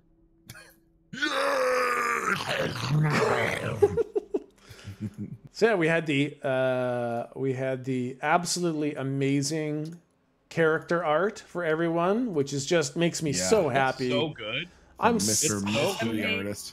Fuck. Yeah, so Thank you so much. Yeah. Yeah, this is an artist who's requested to stay anonymous, and the art is fucking amazing. Blew me away all week. Unbelievable. Yeah, just nailed everybody's aesthetic as they described it. And then we, of course, had the amazing Sheriff and Kirby, who I just love so much. Kirby. Oh my God. Kirby is the wimpiest, most precious boy in the world. Then we had Tobris, actually, community member Tobris made the mind map for us. Oh shit! Which was what up, Tobris? Fucking amazing. Thank you, Tobris. Yeah. Oh fuck, man. Yeah, I was so happy because the thing I'm so bad at map making. I don't know the first thing about it, so I was just going to forego it. But Tobris very generously offered to do it, which was just absolutely spectacular. And Tobris actually did the bar as well, with a mystery artist helping with the Yo-Yo Boys art. I was so fucking happy to bring the Yo-Yo Boys back. They were introduced in the concept of the Yo-Yo Boys was introduced in my first campaign, and to see them drawn up like that, fully inked out and brought to life, just brought me no end of joy. So fucking good. I just want to throw it out there that whoever this mystery artist is, throwing off some major big dink energy. I'm just saying, whoever got a big old doinker, I can tell. I can fucking tell. Thanks. Whoever did that. Yeah. Big old dong on whoever made that art. Yeah, and the maps were so fucking great. Just to be able to visualize a little bit about the location that you guys are in. It just, blew me away. I'm just completely blown away by the generosity and talent of the community. And of course, the mystery artist also did our unbelievable Sharknado, which I'm so happy. Yes. That we had a drawing of the Sharknado. It's so fucking good. Yeah. Fucking awesome. So thank you guys for showing up. I've got hell yeah. Much more planned for next week. We didn't get through everything I had written, so I've got even more. So, fuck yes, good games, guys. Heck yeah. You guys in a week. I will see you guys next Friday for my birthday stream. Birthday stream. You're old as fuck. Old as fuck. All right, awesome. 42. That is almost accurate. All right, see you guys. All right, I will see you guys later. Awesome. Bye, guys. Bye. Okay, chat. Let's turn on some tunes and relax while we shut this down.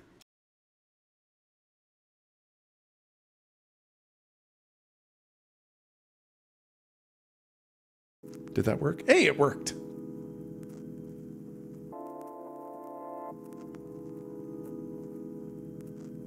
Okay. So I just want to say thank you so much to you fucking guys. Oh, we need some credits. We need some credits. I saw a little tiny hint of what you guys were doing here. Let's roll them fucking credits.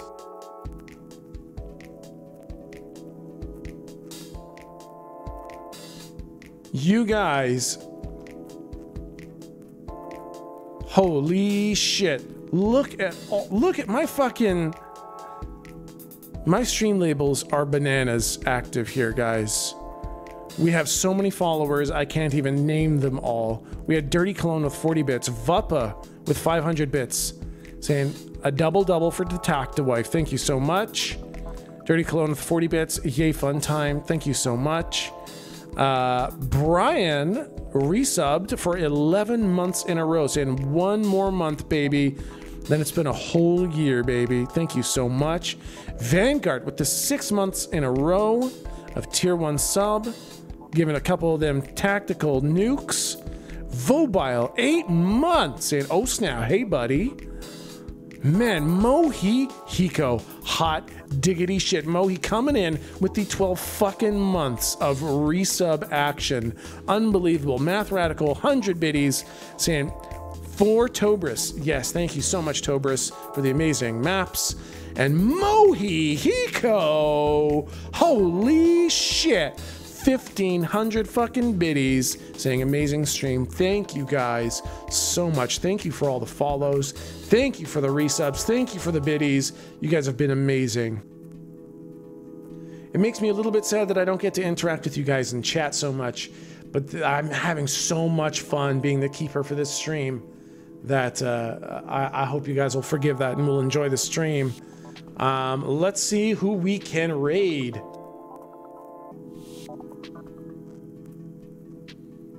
Who do we got for a raid a target? We can throw the raid over to Dispy. Dispy's doing a little bit of Atlas action. So we're gonna go raid her. Show her some love, guys.